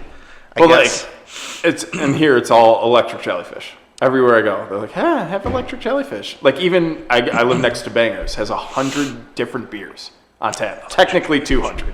Sure. And they're like, what IPA should you get? They're like, electric jellyfish. I was like, you mean the one every bar in Austin has? Come on, give them something. Give them a shot. I mean, that's what the people like. That's what the people like. I get it if they're out of towners. If they're like, I'm here from Michigan, which I have. You're not going to be like a Bell's Two Hearted. Like, you drink that every fucking day. Right. I had a guy, he ordered his beer based on the alcohol, and he's like, you got Bell's Two Hearted. Sure. And then I drop it, and he goes, doesn't taste right. I go over to take a sip out of the tap, you know. I go, this tastes just what Bell's Too Hard it is. He's like, don't like it.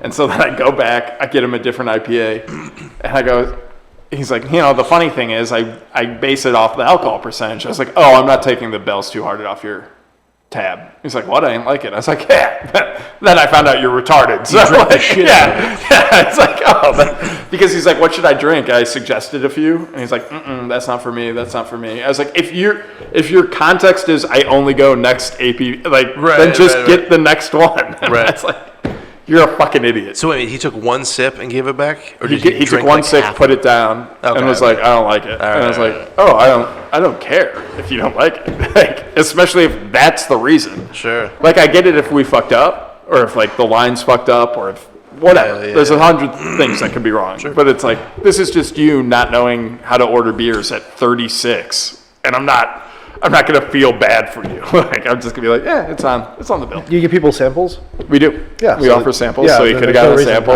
Yeah. Free? Yeah. Most bars will give you a free sample. I don't love it. How many samples can you get? You can get a lot. All of them. It's insane. You sample all of them. Jesus, and there's like 100 or something like that? Well, this is at my pizza place, so there's 10. Oh, okay. But at Bangers. That's a full beer at least. I was going to say 10. Yeah. I've seen 1 ounce samples. Well, I worked in Hell's Kitchen at a bar that had like 130, and I'd do like 9 samples to one guy, and I was just like, When can I cut him off? When can I be like, hey, motherfucker? This isn't a fucking winery. Well, like after like 2 weeks, I started being like, hey, guy, how many beers do you think you've had in your life? And they're like, thousands. I was like, so if one you don't like, it's not going to end your life. It'll just choke it down and get the fuck out of my fucking face. I've had some beers that are so nasty. I've had ones that are bad. Well, and then great. I think all beers are you've disgusting, learned. so I don't know the difference. I think they all taste terrible. Did you learn something? Did you learn you don't like? I did. And I never drank it again. Yeah. So it cost you $6 to learn never to drink that fucking beer. Just give me a vodka and soda and we're done. Fuck the beer.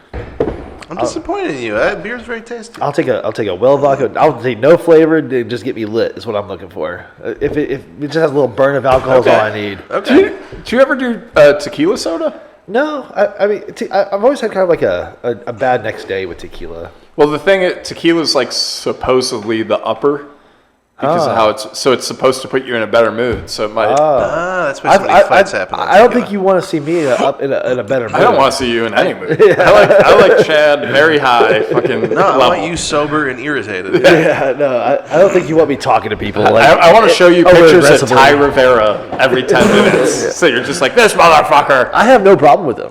I have no problem with them at all. Except for the whole gay thing. Yeah, I don't like gays. But, You don't like gays? oh, I just don't like what they do to my butt. No, Okay, that's fine. That's fair. That's a fair statement. yeah. No, I assume he likes butt stuff. I don't know. No. Well, and it is find funny. out. Like, Did you watch the latest Always Sunny with dude. when Mac plumps his lips?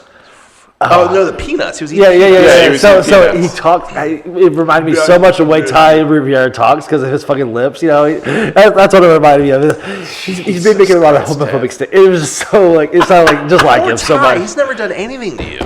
Except yell at Except you for about being an poppers. asshole about me. Yeah, like, if you're gonna step in the middle of a crowd and say I'm not gonna see her because this fucker, that is the most gayest thing you can fucking do. Yeah, I think He's gay. He can't You also do have to remember he's only a does. year into comedy, so he hasn't had to come across people doing like crack and then I was yelling gonna at say, him. I was gonna say people do way harder drugs than you were doing some. Yeah, exactly. That's what I'm saying. Fuck off, dude. It's not being a bitch. Maybe he was mad that you didn't have actual poppers. He wanted the gay these poppers. are the poppers I'm Yeah, he took 2 of them and was like, nothing's happening. What the fuck? My asshole's actually tighter. I don't like this. Not one bit.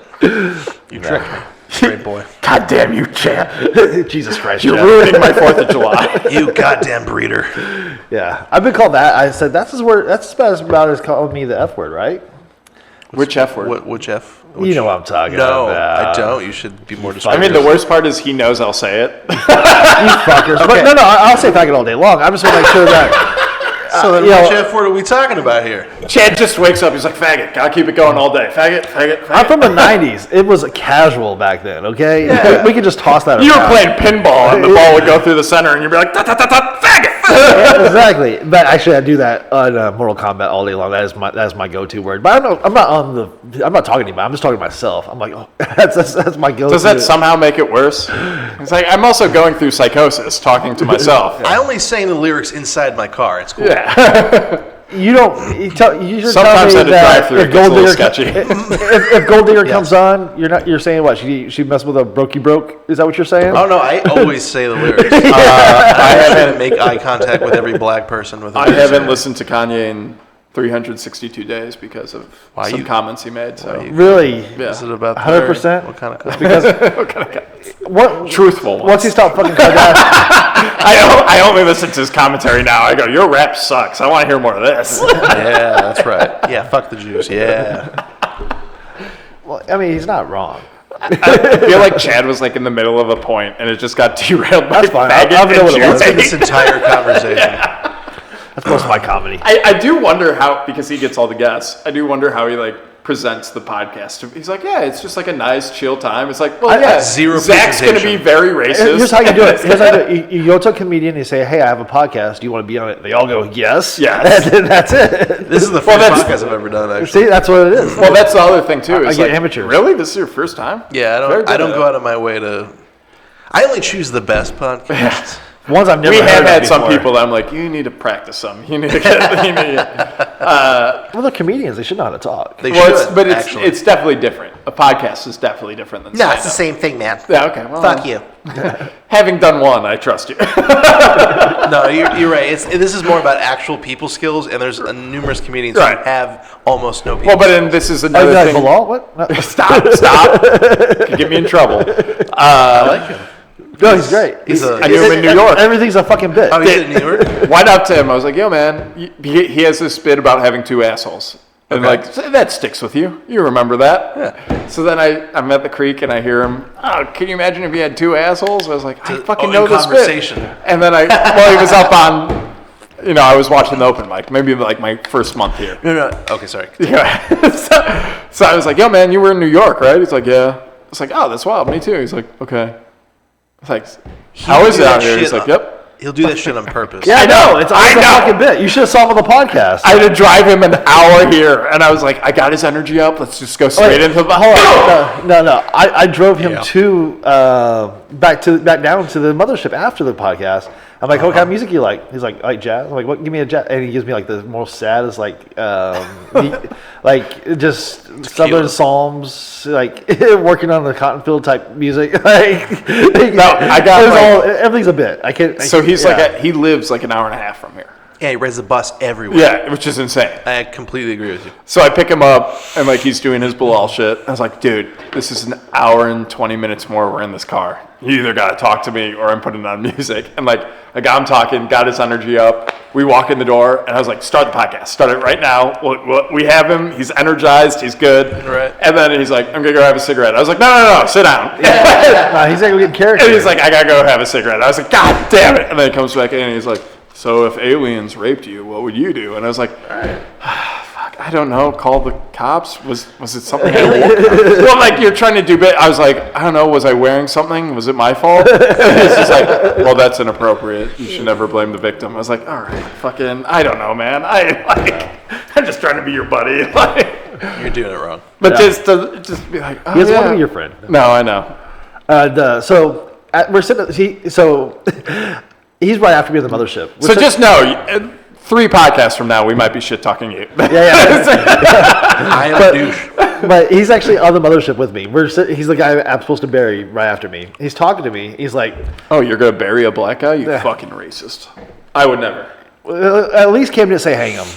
I'm going. So white. We're talking beforehand. He's like, you should wear a top hat, like not on stage, just like in normal life, and then take it off before. He's just telling all his top hat stuff. It's whatever. Oh, he hates you. And then so I start talking back to him, and I start saying some stuff. He's like, "What are you nervous? Why are you talking so much?" I got so excited. I thought you were going for a beer. I was like, we broke him.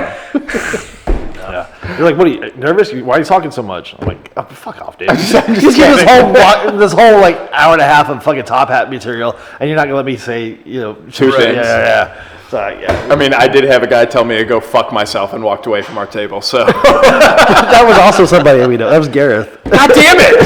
Bring all these names in here. Leave that. I want to make sure people know who assholes are. He got so mad at me. Zach was the asshole in this situation. It wasn't Gareth. I'm often the asshole in this situation. Well, it's a 3-minute mic. And they were like, and it's something you should look forward to every week. So they were have material. Right. 3 people were separately writing out their sets. And like Ridge was doing like bullet points. I was like, I mean, that's insane. You're not ready? He's like, no, I'm ready. I'm like, okay, like whatever. Okay. And then Jake Baker was like, I don't know, should I do this jerk first, then this, or what? I was like, you should have talked to us a week ago. You should have talked to us any other time. Okay. Now it's time to just relax and go do your show. And Garrett was writing like word for word his whole fucking 3 minutes. Sure. And I was like, this is like the most Austin thing. New York doesn't do it. LA, Chicago. I thought they were always like writing jokes and talking and bouncing tags. As after the facts. Okay. After. But beforehand. If you're on stage, I will have a notepad out and have tags for you. Or like if you're ever at a mic that I'm hosting, when you come off stage, if I don't have a joke like that's kind of making fun of you or your set, but you can use, I'm very upset with myself as a host. Like what I want 2 of my jokes to be used in sets, one of them to be like, oh, I kind of like that, and if the rest is garbage, I'm writing on the spot. Right. But like I had a gay guy, I was hosting Roscoe's open mic, and he's like got this whole bit about being gay, and he's like, oh, I Googled being gay in 6th grade. He's like, am I gay? And it's like, at the point that you Google it, you got to know you're gay. And so I went up, I was like, if only he used Bing, he'd be straight right now. That's funny. He goes like, hey, can I use that? I was like, obviously, yeah, I cannot use that in my Some people are weird about it. I get it, and it's very polite of him to have done that. But like, also, like, I try to make it known, like, when I'm making fun of you, these are things that you should be able to work into that bit or X, these sets. But I was telling him, I was like, the most Austin thing is everyone not having their set ready before they go on stage. And that's New York and LA, we have our sets ready. We're just writing for other people or writing our own bits or whatever. I know that. And like, I see people all the time. And so I said that. He's like, fuck you. All of us are trying to do something serious and you're fucking around. I'm out of here. And I was like, wow. I was like, calm the fuck down. Let's just talk. It's just comedy, man. Just comedy. And then he ran the light. And then he never got back. Should have wrote down, get off at the light.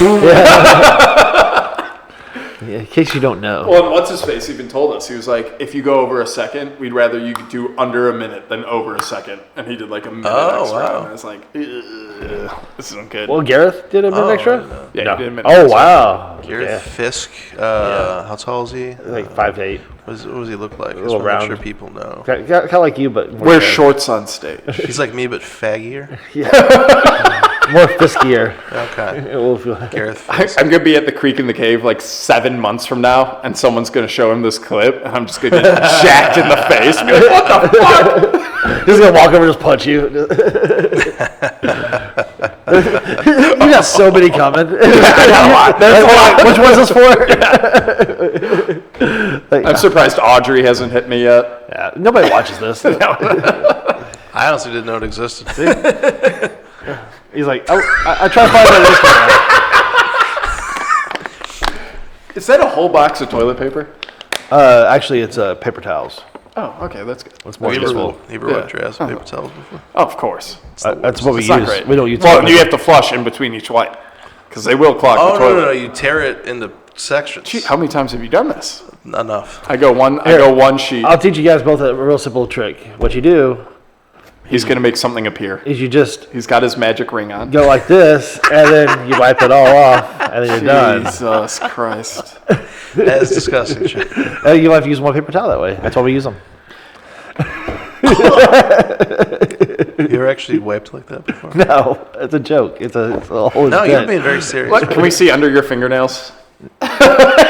Well, I did have barbecue recently, so I had barbecue. I was pulling out mushrooms all day. My nails are actually pretty clean. Shit, hold on. How long are your fingers? Like bring up. I got short hands. I was gonna say for a man who's 6'3", those are the tiniest. Yeah, God didn't bless me with all long digits. But does it help with magic? No, it's actually worse. Longer fingers helps with magic. Yeah, I think so because you can palm stuff. Yeah. Okay. Like Michael Jordan with the ball. Yeah. Short, stumpy fingers don't help. That black guy's magic. Look what he's doing with the ball. He's just holding it. But they're great for comedy. You know what is great? Short and stumpy? Dicks. Oh, yeah, those are the best. Yeah. Girls love chodes. Everyone knows it. They do. There's not a lot of commitment. Feels great. Not a lot of commitment. Is that what you got, Chad? You got short. I got short hands. How's the penis? Does it translate? No. How's it? How's the penis? It's pretty good. Hey man, how's the penis? It's good enough to make Ty mad that he's not getting it. It's always funny when I'm watching and like I can see the viewers from here, and like when we're at 0, and then like someone, there he goes. There he goes. Comes in and goes out. It's like right after the penis talk. There's obviously a delay. Because there's a tape delay. And it's like, oh, is this just 5 minutes of penis talk? Yeah. I'm like, this guy's gone soon. We're fucking. Yeah, we can watch him actually. What's going on? Oh, okay. This isn't what I clock in for. Yeah. God damn. I'm at work right now. Sorry, ma'am. What can I get you? A chode? Okay. 2 Happy Meals and a chode. Gotcha. Yeah. That was my nickname in school. Chode? Yeah. Why? Sounds like Chad. Assholes. Yeah. Oh no, like were you being a chode? Like was that like the implication? I don't think was I being a short dick? No, like when someone's being a chode, it's not dick or whatever. Yeah, sure, yeah. Yeah. I don't know. I got called Chode when I was younger. Chode's good. I haven't heard that one for a while. I know, Right? right? That's what I'm saying. It's been a while. Fruitcake. That's another. Candy ass. Candy I've been trying to ass! get candy ass back. There's one. I said that and people were like, "What's a candy ass?" I was like, "Are you kidding? You've never heard candy ass?" You were. Yeah, you know, fucking candy ass. It's the Rock special. Yeah. Shove it up your candy ass. It's candy ass. Yeah. We're gonna lose them again. We got a viewer. Let's keep them here. Let's not talk about shoving stuff up our asses and God damn it. They're gone. Before you can even explain it, it's gone. Sir, please keep watching. This is good for your kids. This is better than Indiana Jones or Black Mermaid. Yeah. Well, that'd be cool if there was like a Black Indiana Jones. He's like, snakes? Fuck you. He just catches it and barbecues it. That thing don't bite, do it. Did you see Black Dynamite's doing a Western now? I cannot wait.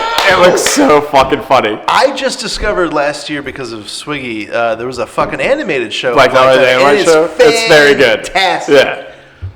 Yeah. Is it as good as the movie? No, but it's very good. But I like it. Can you imagine being like, he's like a world-class martial artist, and he's just like, all right, I'm going to do C movies for a few years, I'm going to do The Dark Knight, and then I'm going to do Black Dynamite. What are you going to do with your fame from... guy? Yeah, it's the guy from Dark Knight. Wesley Snipes is like, motherfucker. Yeah.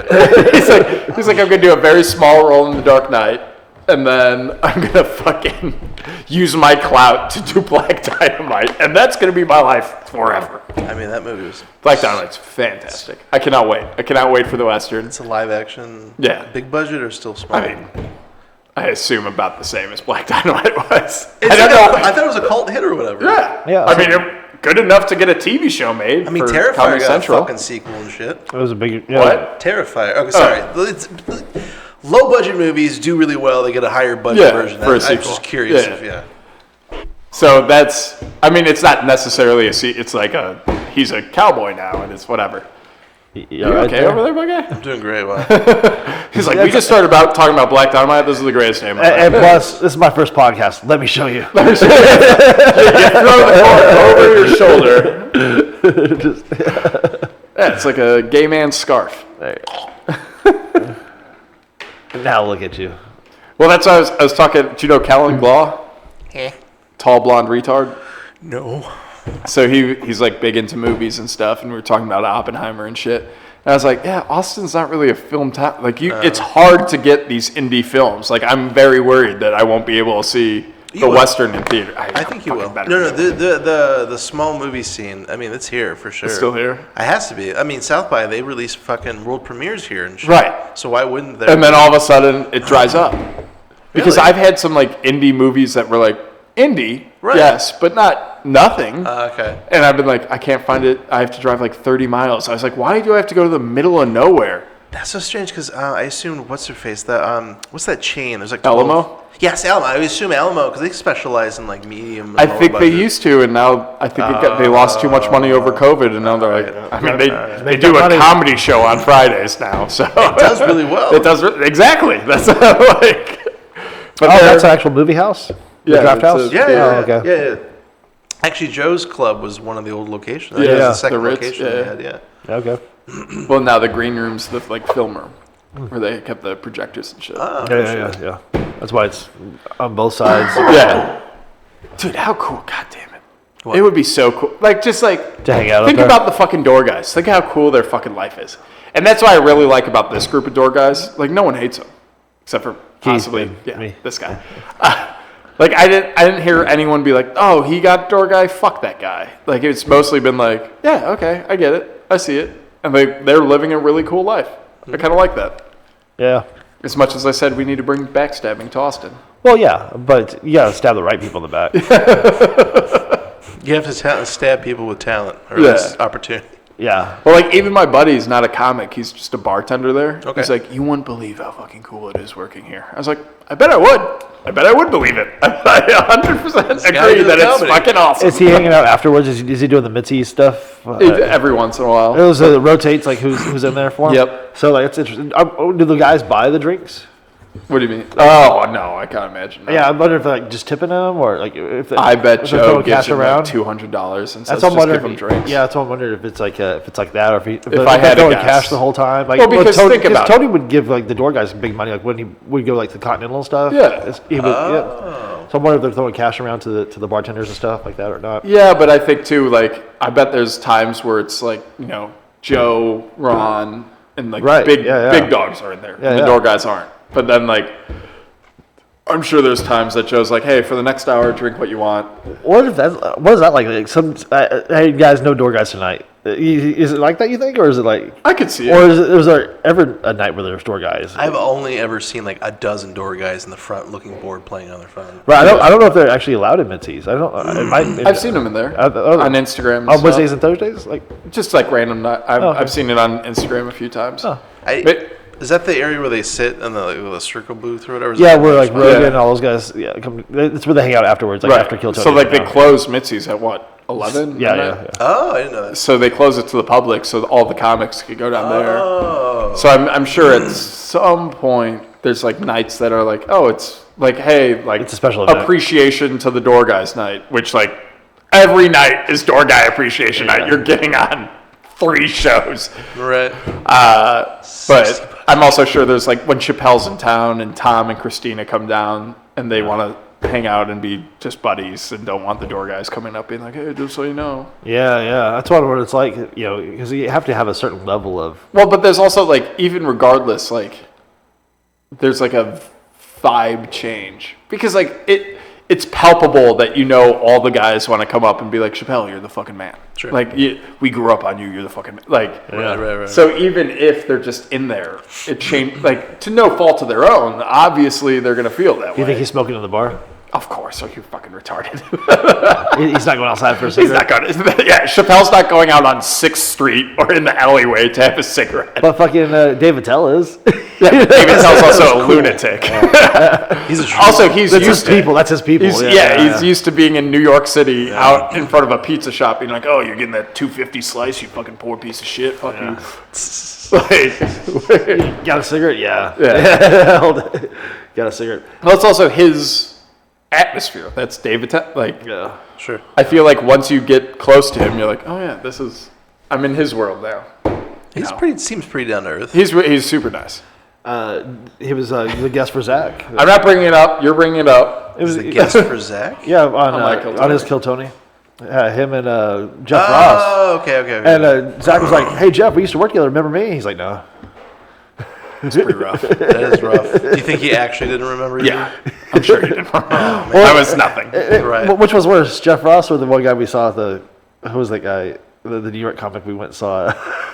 Oh, Joe was worse. Joe was much worse. Joe List? No, Joe Mackey. Okay. Why was that worse for you?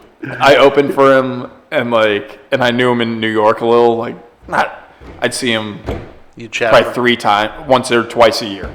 Okay. And then in Florida, I opened for him a couple times. Sure. So a lot of people don't know him because he's a writer for Fox, so he's not allowed to do like specials and stuff. Oh. So he might be allowed to now that they released Roseanne Barrs. Oh, yeah.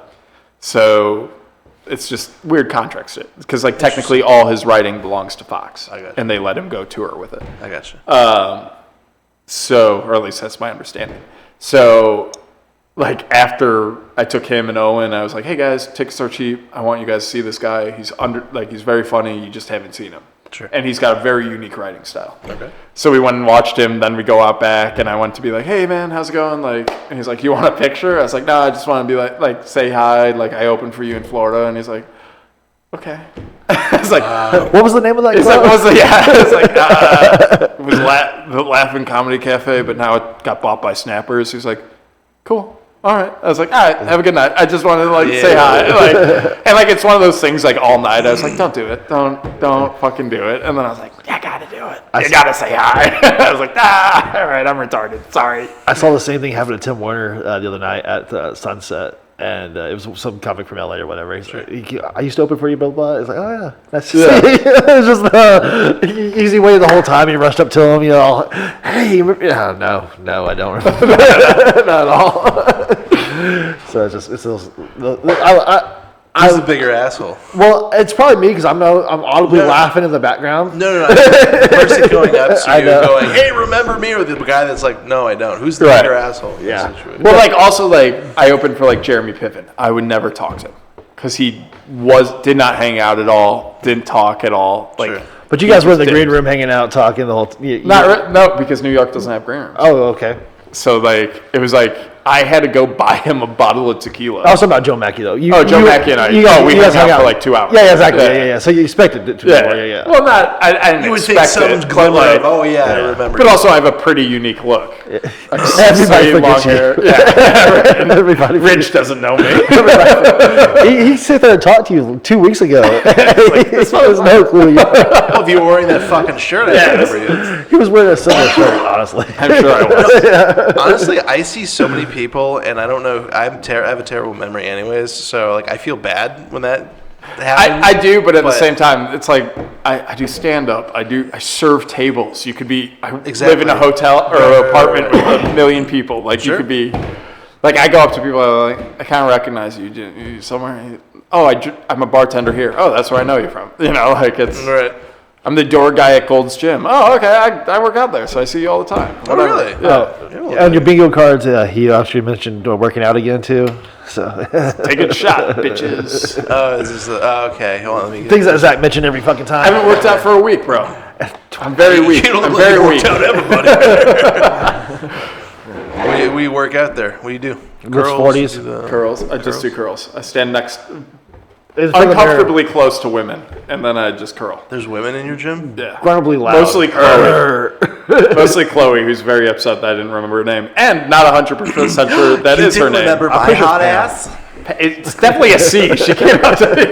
No, that's a small dick. Cock. Yeah, it's a cock side. Fat cock. Yeah, it's round. Yeah. Come on, man. Yeah, she knows a lot of dicks. Does she? She's a stripper. So? I'm just sure that she sees a lot of dicks. What does that have to do with a lot of assholes come into there. She could still be a nice lady. Yeah. So why are you being? God damn it! Let's team up on Chad. Why are you being so mean? Is that funny? We could just. You piece of shit! Yeah, your whole family's like, God damn it! Turn their mics back on. Give me some goddamn dumplings. Hungry. Yeah. No, but it is like you will see people. Rich Voss did it. Someone went up to Rich and he was like, they're like, oh, I opened you in, I think they said Wisconsin. And he's like, oh, you want to open tonight? It's like, all right, let's. You can get an extra 5 minutes. Just be like, hey. That's what you're looking for. Obviously. I was looking for like, oh, how are things going? And I was like, actually, I'm going to New York next week. Can you get me on the Pussycat? No, maybe he really did remember you and he didn't want to give you time. He was like, you were horrible. You piece of shit. Those things you said about the black population in America. Jesus Christ. So you've been doing how long? 10 years? 9. 9 years? Do you feel, how do you feel? Do you feel, when you say 9, do you feel confident? Like, okay, no, I'm definitely 9 year. Or is it like me where I feel like I'm a 3-year comedian, but I've been doing it 7 years, so I'm like really self-conscious? He has an opinion. Oh, yeah. I'll hear your answer. I want to hear your thoughts first. Come on, Chad. I'd say like if I was like development-wise, I would probably be like 6, 5.5, 6. Okay. Just because like during COVID, I'm stuck in Florida. So it's one of those like, so when like Bill Burr was talking about like, oh, you have to do 10 years till you get good. Sure. And it's like, well, what are we now? Right. Our generation of comics having gotten fucked for 3 years. Right. And being, Oh, yeah, I didn't even think about that. See, that's why I started after that whole deal, So, yeah, it's interesting. So, like, I moved down to Florida, and I'd get some stuff. I actually got, like, a good amount of stage time because there were so many comics still afraid or, like, didn't know that clubs were open again and shit. I see. Good stage time, then. Yeah, so I'd be, like, in shit. Like, that's how I opened for Joe. They were like, yeah, you're one of the, like, 6 people coming to open mics. Do you want to? And, like, you're a fan. I was like, I'm a fan of him. I kind of know him. And they're like, you want to open for him? I was like, I would love to. Mm-hmm. So, yeah, I don't know. So, barring the pandemic, you've been consistently working hard at it. Yeah. That's what you're saying. Yeah. Definitely in New York. Except for this last, like, couple of years. Yeah. Except for once I moved to Austin. I was like, do I really have to go try? Do I have to? Like, for real? Like, is that... Yeah. I know you're fucking around, but, like... Yeah. So, so your foot's been off the gas pedal since you moved here? No, my foot's been on the gas pedal. Okay, good. Yeah. Good.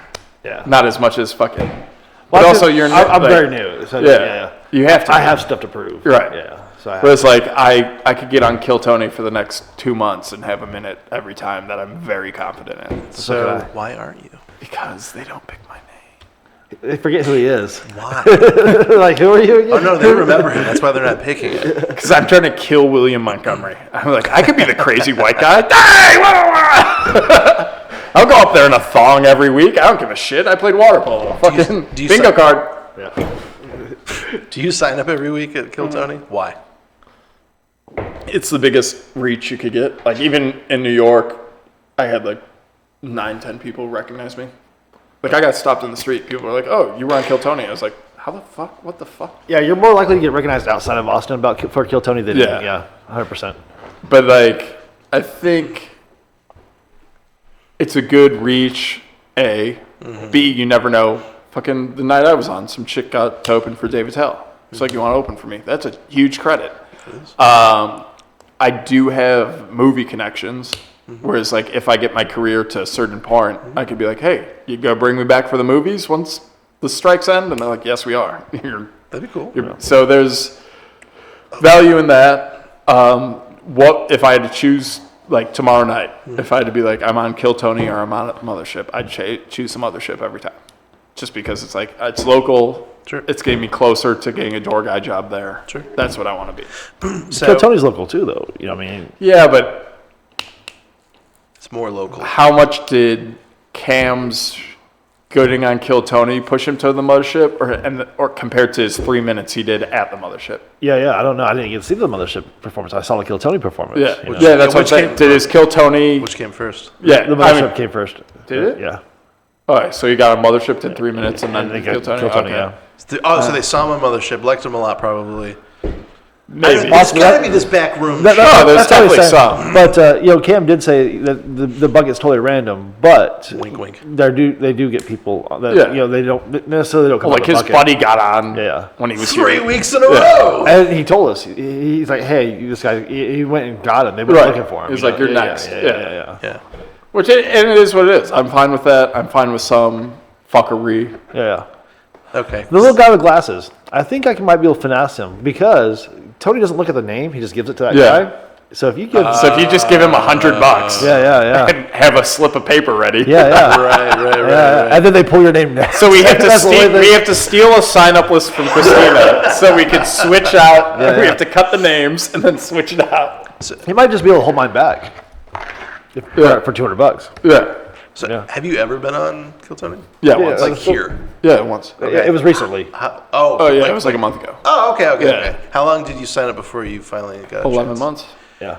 That's ridiculous. He still hasn't been on. Yeah, I've signed up every week for the last August 1st will be my first year. So I don't know. I've like the first time I ever signed up, I got up some maybe. Maybe that's why you're a little biased towards us assholes who sign up every week. So now that it wasn't before, it was cool. But I don't know. I've seen people who like didn't sign up for months, do it for a week or two, and they get picked up. Well, how many times do you see someone who's in town for the weekend get pulled up? That's what I'm saying. Like I think there's some value to not being signed also up all the time. I'm also there with the people who come in town and they don't get pulled too. I've seen it both ways. Well, especially now because the opportunity cost of coming into town is much lower. Yeah, because you get 2 shots at the Mothership and a shot at Kill Tony compared to just one. 5 months ago. It was I'm just here for Kill Tony, and you have to take that Monday off. Right. But now I'm definitely seeing I don't know an energy to the bucket. Like there's definitely the bucket wants certain people. Like Aaron Bilal. Tony did not know who he was. I stood next to him in fucking the line. The motherfucker got pulled. He knows who he is now. It just blows up. The almighty bucket. Yeah. So there's definitely a destiny to it. The bucket does not want me on. You know, there's definitely. That's why I'm saying. Like, I think that's why I think it's more rigged than they give it. Obviously, there's a random element to it, but I don't know. But I've also seen those out of town people be like the guy from Miami that was a huge fucking piece of shit. Right. He shouldn't have got picked, but he did. Because there's that bucket that wants to show, hey, we got to make a good show out of this somehow. Yeah. You know? The bucket. That's what drives me nuts is when Tony's like, who likes it more when they suck? And I'm like, fuck you. When they suck, send them back to the alley, make fun of them for a minute, and then send them back and get another pull. Well, like Kojak, he didn't even get a book. He got a keychain this week. They have keychains now. Yeah. So I'm like, how big of a book Who's is the it? keychain by? It's Bonsai, but yeah. Keychain. It's good keychain. It's like a $50 keychain. But still, Keychains by Bonsai. But still, it's he got up. He didn't get a small joke book. He didn't get a big joke book. He got a Bonsai should do like dog tags and be like, "Hey, this is a dog tag by Bonsai," and then pull it off and be like, "You dead." So yeah, obviously they have lower prizes now if you don't do as good. But they also have medium joke books too. So if you And if you got a There's secret levels show, to they joke give you like a squirt gun or something. I found out recently. well, everybody gets the Joe Blaster. Yeah, the gel blaster. Yeah. Yeah, so everybody gets that no matter Except what. for Miami did get one. Oh yeah, some people do. I don't think so bad. I don't think Kojak Give came him back a with gel one either. blaster. Kojak didn't have one either. Wait, you get Yeah. the gel blaster if you make it on Kill Tony, period? Yeah. Oh, I thought it was only for... No, Swiggy's mom and Swiggy Almost. both got one. Almost. Right. Well, that's what he was telling me. It's only for people who get secret show, so he was told. But no, No, his I mom got it. one. I didn't get Secret Show. He didn't get stick. He you want to tell him? He made it seem like they were doing something nice, special, out of the norm. So No. that's not the case. But like Tony wanted Zach to get on Secret Show, and Redman's like, Redman was Really? Oh, do you think that's a bit, or does he think he actually doesn't like you? What? I don't think he doesn't like me. I don't think he knows me. He's just. I think it was like either fully booked or something. wait, did the girl who got Dave Attell get on Secret Show right after you?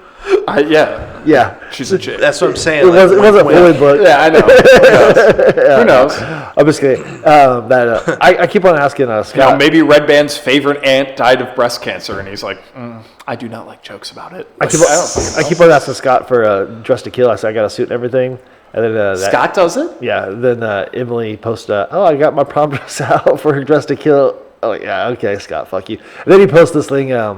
Everybody trying to fuck the new comic. I'm like, what? She reject? What happened? Did she reject you? How much in-fucking is there in LA and New York? And like LA tons. Like when you were doing like movie stuff, and like, is there a lot of fucking around? There's a lot of like yeah, they try. Yeah, it was just crazy. The Me Too thing was before that, but the girls they were very aggressive, Yeah. Very open about it. Well, because like think about you. You've been doing this 7 years. Sure. If all you had to do was fuck some chick. Oh, trust me, like, girls have a huge advantage in this Yeah. guy-driven game. Yeah. They do. like I would suck your dick if you're going to give me a spot, Zach. I'm not even gay. yeah, exactly. you don't have to be nowadays. And on that note, let's call it. No, LA a ton, New York not so much. We made it to what, Tuesday on this review? Well, we got everything. Well, we were gone. Yeah. So technically, I did Thursday. Yeah, I did Wednesday, but Yeah. oh, I posted my tag writing special. Yeah, tag writing special. Yeah. Tag rating special. Yeah, I posted an hour special in my year into comedy. Oh, you just a clips of all the things. Yeah, that all were- the the Lucky Ducks. Yeah. Okay. Yeah, so all the different subjects, paper, traffic lights, ice. I put all those together. Oh, my and I goodness. released a 1 hour special. That's cool. Yeah. I brought it up to the New York guys. I was like, really? there's some fucking old fuck that does 5 minutes every week, and you guys can't write shit. I've heard these jokes 5 years ago when I was here. Wow. Come on, guys. Michael's always told me I'd never do the same material twice, which Yeah. is also a problem for me because I don't. You Well, gotta be yeah, able to but go deep, too. again, it's like it takes 3, 4, 5 years. So who cares? Yeah, exactly. Like Fuck around. you're gonna work on. All right, you got these things you're pretty set on. So then you're gonna work on. All right, I gotta learn how to polish better. Yeah. I gotta learn how to Stage presence, segues. These are Yeah. the things that you should be working Stage on presence and writing are the this first time. two. Yeah. And then polishing your writing is next. But And then- making segues is a very important thing if you want to do sets. Those are relatively easy to do. Well, connecting. You can always be like, and the subway. Well, it's more like I said with Owen. But Like, if every joke flows into the next, and Yeah. they Oh, of become course. different subjects by the end of it, that's a good. I think the path, problem which is more, like Owen's doing like 15, 20 minutes now at a lot of places. And I was like, dude, you have to like talk to me about what bits you're doing in what order. Because like if you're hitting like gays, let's say as a subject, and then bit, Right. and then gays come up again. It's like, no, you got to move those closer to, because they're like, didn't we already do it? Because now you seem like you're attacking them throughout your whole show. Yeah. Whereas Right, like, it's right, like, right. I have this Yeah, you gotta make sense. You gotta 3 minutes about this, but also gay people. And like, all right. And then later I'm talking about whatever. Right. So So yeah, you don't want to like split that. we'll put them together, make sets, make segues, make it where it's a whole act. Yeah. Absolutely. And it should crescendo by the end of it. Right. That's what I'm trying to work on now. Which like after a year, start working on polish, and then work on your act, and then work on whatever. Yeah. Well, it is weird now too. Like you were asking about Kill Tony. When we were starting, when he was in LA and I was starting, Sure. it's 5 minutes. Do you have a tight 5? Do you have a tight 5? Do you have a tight 5? Yeah. Now it's like, do you got your minute? Do you got your 3 minutes for mothership? It's not tight 5 is gone. Yeah. So it's a very tight weird. I thought the Type 5 was like a 90s thing too. Yeah. Well, because it was like that's You when can open for anybody. how would you audition for SNL? Tight 5. Right. How would you audition to write for Friends? Tight 5. Like it's all. Now it's the tight 1. And necessarily, I would say the tight 5 is the wrong way to look at it, because like I would look at tight 5 and be like, I got one subject, and I'm going to do 5 minutes that's all killer on that subject. Right. Whereas what they really want to see is you do like 7 different subjects, so they can see your variety of writing. Right, which is tough. I mean, I don't know. I mean, like the challenge mic, you try to stick to one subject for 5 minutes or whatever. So it's interesting to. I think that bit should be 5 minutes long on the same subject. Right? Yeah, I agree. I don't like it when I only pick up one subject and talk about it. Sometimes at the end I'll talk about some other stuff, but like that should be the exercise. Is can I talk about something for a minute? Yeah. Well, like Hudak, he'll do his whole set and then pick a subject. And then for 30 seconds he talks about So, well, and it's also for like newer comics. It's can you sit there in the awkwardness? That's what's nice about Challenge. I mean, Challenge is a atrocious room. Challenge and then the Anderson Mill. Yeah. Love it. those will teach you how to be a comic. That's what I've been working on. Those types of rooms. I'm not trying to get soft or do these things. So, I'm curious, if you can do well in those two places, do you think you're really good, or you just have a specialized skill set? You have a specialized skill set. No, I'm really good. No, absolutely. Yeah, anybody with 9-year guy, 1-year guy. Who do I believe? Yeah, the guy who keeps on doing it over and over, or the guy who's actually figured out a method to do it. No, you need to be able to. I mean, most New York rooms are Anderson Mill, so you have to be able to control the room. Figure it out. Yeah. But also, you have to be able to when the room's good. Beat up crowd members in New York. Beat up what? We've beat up people in the audience in New York. I will fight you. like we'll be like, we'll kick the shit out of you, and they'll be like, yeah, fuck you. And then you get off stage, and they're like, oh, you want to kick the shit out of me? And they'll fucking kick the shit out. Like 3 or 4 of us actually like fight. Yeah. Oh wow. Oh yeah. Oh wow. Yeah. So you have to watch what you say to people in New York, is what you're saying? No, You got your boys. Your boys are right there. Talk more shit, and then you back it up. It's like it's seen as a failure. You didn't control the room, but also we don't have security. So interesting. So sometimes someone gets thrown out of the club by the comics and gets knocked around a bit. Good to know. Yeah, so stay in Texas where we just talk Where shit. it's safe. Yeah, no, seriously. There's no outlaws in Texas. People will say, oh, you got here before me, here, go in front of me. That would never happen anywhere else I've been. It's getting a little more cutthroat. The newer guys are taking advantage of the list just being thrown out, So I've always did as a new comic too, but now that I've done it a lot of times, I kind of step back, So it's a long time is 1 year. a lot of times. Oh, a lot of times. Well, there's like a level of like you have to have your own respect for where you are in the business. Like Shane, when he moved to New York, Shane Gillis, when he moved to New York, he was like, I'm not doing open mics. I'll go watch, but like I've been doing this 9-10 years. Wait a minute. How does someone like that get picked if you're not? Because he gets shot. They already knew. They know him from Helium and stuff. Okay, Helium will, and then he'll do. All right, his first month, he probably did every Tuesday night at Gotham, let's say, and then comics watching him at Gotham were like, he's pretty good. Let's go do the Stand. Let's do Caroline's. Let's do. Okay. So, whereas if he was going to open mics all the time, they'd be like, oh, he's like an open micer that kind of got lucky to get on Gotham. Oh, yeah. Protect the image. So there's little things that, and who knows how much that is, how it is now. That was 4 years ago. Sure.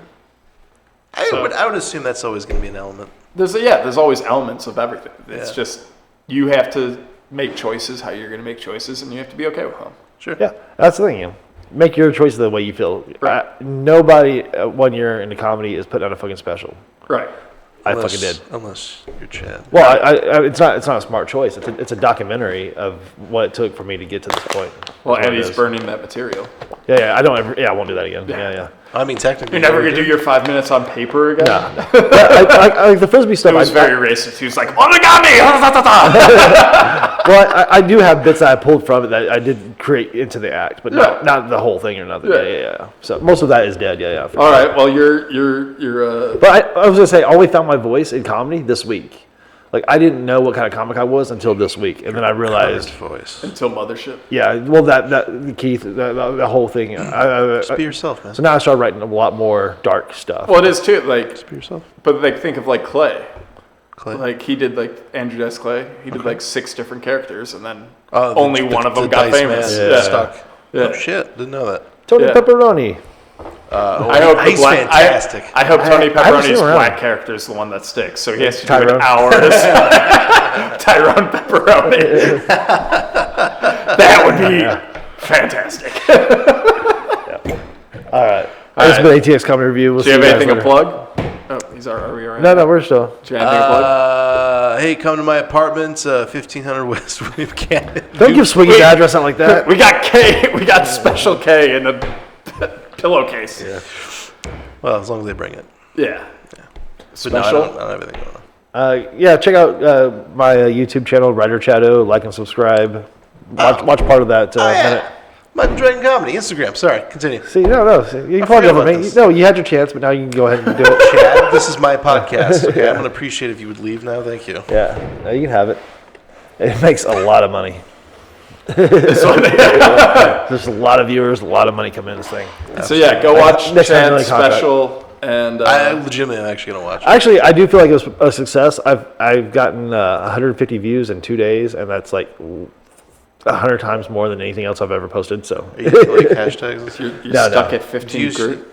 Use hashtags. Are you retarded? No, I didn't. I can show you how. Basically, Yeah. you want to find the pools where they're not too big but not too small, so that way people can find your shit. Yeah, no. Hashtag comedy is an easy one. Yeah. I didn't push any Millions hashtags. of people. All I did was put it out to the Facebook and the Instagram just to see what happened. And then Hashtags. I was honestly seeing if anybody was actually going to be able to understand It is me. very funny. Like I do all my drinking videos. I do the location as Austin, and I get like 6 different like Instagrammers being like, "For $40, I'll get you 15,000 more followers." Like, you guys fucking suck. Shut up. Just because I use the location Austin. Yep. Like you get, I'll like go look at it. It's like all like puff pastry videos. I'm like, yeah, I think me making fun of like Hiroshima is a little bit different. I think it's a little different than like, look at Just a this. tad. Yeah. So, anyways, Zach, Latinx. Funniest comic in Austin, funniest person, whatever. I don't know. July 25th, come on out. You probably won't. I think East the Austin's already. contest. Yeah. I think East Austin's already given you that title. Yeah, East Austin's already given me my walking papers for being a non-funny. Yeah, you got the least funniest comic in Austin, It's an honor. hurts. I'm really appreciative Hurts of on the being in your inside. especially when there's other people out there that we know who do East Austin. What really hurt is when they took me off the group chat and I couldn't see everyone begging for time. I was like, That sucks. Anyways, we're out. Let's go drive Uber. You, sir, are officially an Uber driver. God, I gotta be in